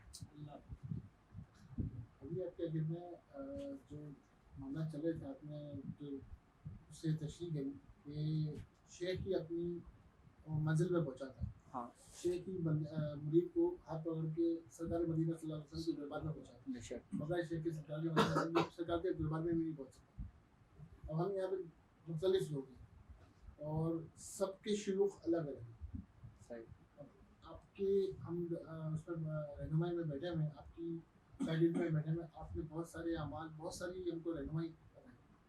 अब जब हम क्या कहते हैं कोई अमल करने बैठते हैं, चाहे सूरह कुरैश हो चाहे कोई, तो पिछले साल मैं यहाँ फिर मैंने सवाल किया कि तसव्वुर शेख आपको मतलब कि आसानी से नहीं होती जी, लेकिन मैं तो अमल आपसे ले रहा हूँ, मेरे शेख से तो नहीं ले रहा, तो मैं अपने शेख के दरबार में बैठ के तो वो नहीं पढ़ सकता, तो लिया तो मैंने आपसे है। नहीं, आप मुझसे ले रहे हो तो मेरे अंदर किसको देख रहे हो? अपने शेख को देख। खत्म हो गई बात।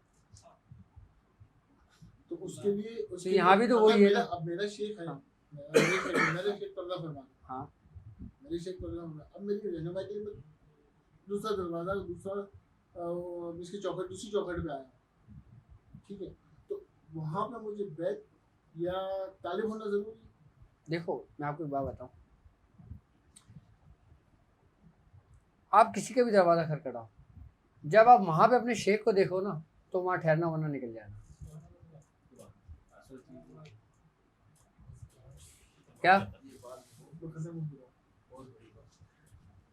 हम किसी की भी महफिल में जाते थे ना, अबे हाँ 8 बज गए चलते हैं, हम किसी की भी महफिल में जाते थे ना, पहले अपने शेख को देखते थे, थोड़ी देर उनको देखते रहते। जब एक वक्त आता ना कि हमारे शेख उसमें आ जाता था तो हम ठहरते थे और हम उठ जाते थे। और अव्वल तो हमें किसी की महफिल में जाने की ज़रूरत ही नहीं पड़ी, ना हम कभी गए, तो अगर किसी ने बुलाया भी तो गए, अदब में बैठे, अदब में उठे, अदब में आ गए। देखो, एक बात याद रखना कि तुम सादिक पता है कब होते हो, कब होते हो कि हर सूरत में तुम्हें तुम्हारा शेख दिखे। ज़रूरी नहीं कि तुम्हें मुझ में ही मेरा तुम्हारा शेख दिखे। जब तुम में, जब तुमको सब में तुम्हारा शेख दिखेगा ना, फिर तुम्हारे अंदर जो कमाल पैदा होगा ना, फिर वो लामहदूद होगा। कहता है देख लो आवाज़ देकर पास अपने पाओगे, आओगे तन्हा मगर तन्हा नहीं तुम जाओगे। शेख क्या होता है? कहते हैं दूर रहकर भी तुम्हीं पर रहती है अपनी नज़र। तुम कहीं भी जाओ, कहीं भी रहो, ज़रूरी नहीं कि तुम मेरे पास हो, तुम कहीं भी रहो, दूर रहकर भी तुम्हीं पर रहती है अपनी नज़र। बाहों में हम थाम लेंगे जब भी ठोकर खाओगे। यानी कि तुम जब भी ठोकर खाओगे ना, तुम्हें संभालने वाला कौन होगा? लेकिन उसके लिए तुम्हें काम करना है। वो क्या करना है? ले ना बदले में तुम्हारे घर खुदाई भी मिले। अब मुरीद क्या बोल रहे हैं? ले ना बदले में तुम्हारे घर खुदाई भी मिले, छोड़ देंगे दो जहां को जब भी तुम फरमाओगे। जन्नत बढ़ रही तो नहीं देखा, जब जन्नत बढ़ रही तो नहीं देखा। फिर पता है क्या कहता है? कहते हैं बेवफाई भी करोगे माफ कर देंगे तुम्हें। मतलब सरकशी भी करोगे, एक इंसान है, भटकते भी है, रास्ते भी है, फिर भी आ जाता है। बेवफाई भी करोगे माफ कर देंगे तुम्हें, हम ना वादों से फिरेंगे तुम अगर फिर जाओगे। ये वही बैत है, ये वही अहद है, ये वही वादा है। पूरी रूहानियत आ गई इन्हें अशारों में कि बेवफाई भी करोगे माफ कर देंगे तुम्हें, हम ना वादों से फिरेंगे। अगर कोई हमें बुला के बोलेगा ना कि यार इसने तेरे हाथ में हाथ दिया था ना, हम बोलेंगे हाँ हाथ दिया था इसने। हम ना वादों से फिरेंगे। मालिक यौमुद्दीन कि जब इंसाफ के दिन का मालिक जो है, जब वो इंसाफ करेगा। हम ना वादों से फिरेंगे तुम अगर फिर जाओगे। भाई एक बाप के 10 औलाद हैं, एक बाप के 10 बेटे हैं, ठीक है। अगर 9 बेटे गुमराही के रास्ते पे चले जाते हैं तो बाप को दुख होगा नहीं होगा? तो बाप उन 9 पे ज़्यादा तवज्जो करेगा ना बनिस्बत एक के।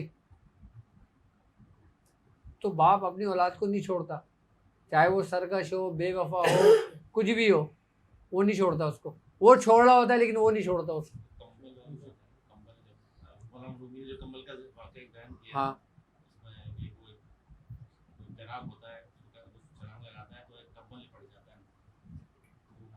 साथी होता है, वो कहता है भाई तू कंबल को छोड़ देगा, मैं कंबल को तो छोड़ूंगा, कंबल मुझे नहीं छोड़ना। कंबल मुझे नहीं छोड़ना, सही बात है। मौलाना रूमी ने वाकई बयान किया। चलो मेरे क्लिनिक का टाइम हो गया। सुबहान अल्लाह बारगम यार तुही, सुबहान अल्लाह बार कुशाई शिकार तुही, सुबहान अल्लाह बहरमत कुन फयाकुन, सुबहान अल्लाह मराज मन हासिल। या इलाहुल आलमीन, या इलाहुल आलमीन, तेरा जिक्र अस्कार किया गया। या इलाहुल आलमीन, तेरे दोस्तों का जिक्र अस्कार किया गया। या इलाहुल आलमीन, इसमें गलती बताई हुई हो तो अपने रहम करम अपने फजल से माफ़ फरमा। या इलाहुल आलमीन, हमें अपने बुज़ुर्गों के रास्ते पे रखना। या इलाहुल आलमीन, हासिदों के हसद से महफूज फरमा। या इलाहुल आलमीन, जादू के शर से महफूज फरमा। या इलाहुल आलमीन, शयातीन के शर से महफूज फरमा। या इलाहुल आलमीन, हमें सरकार दो आलम सल्लल्लाहु अलैहि वसल्लम के रास्ते पे चलने की तौफीक अता फरमा। या इलाहुल आलमीन, जो बीमार हैं उनकी बीमारियों को सही फरमा। या इलाहुल आलमीन, जो परेशान हाल उनके परेशानियों को दूर फरमा। सुबहान रब्बिक रब्बिल इज़्ज़ति अम्मा यसिफून व सलामुन अलल मुरसलीन वल्हम्दुलिल्लाहि रब्बिल आलमीन। आज जो बैठे तलब जिसने लेना है वो आ जाए।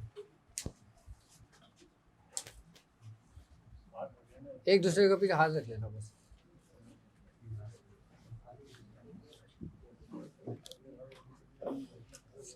औज़ु बिल्लाहि मिनश शैतानिर रजीम, बिस्मिल्लाहिर रहमानिर रहीम, अल्हम्दुलिल्लाहि रब्बिल आलमीन, अर्रहमानिर रहीम, मालिकि यौमिद्दीन, इय्याका नअबुदु व इय्याका नस्तईन, इहदिनस सिरातल मुस्तक़ीम, सिरातल लज़ीना अनअमता अलैहिम, गैरिल मग़दूबि अलैहिम वलद्दाल्लीन।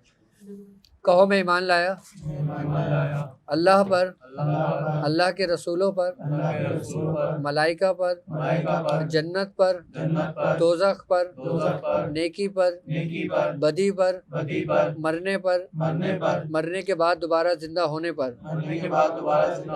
और मैं तौबा करता हूँ अपने तमाम गुनाहों से जिन्हें मैं जानता हूँ, जिन्हें मैं नहीं जानता, और मैं अहद करता हूँ अपनी बाकी ज़िंदगी सरकारे दो आलम सल्लल्लाहु अलैहि वसल्लम के फरमान के मुताबिक गुजारूंगा। मैंने आपको ख़ानदान कादरिया, सिलसिला सौरवर्दिया, चिश्तिया, कलंदरिया, अबुल उलाइया, जहांगीरिया, हसनिया उस्मानी में अपने शेख हकीम सूफ़ी तारिक अहमद शाह आरिफ के हाथ पे आपसे बैत लिया। आपने कबूल करी, आपने कबूल करी, आपने कबूल करी। पढ़ो ला इलाहा इल्लल्लाहु मुहम्मदुर रसूलुल्लाह।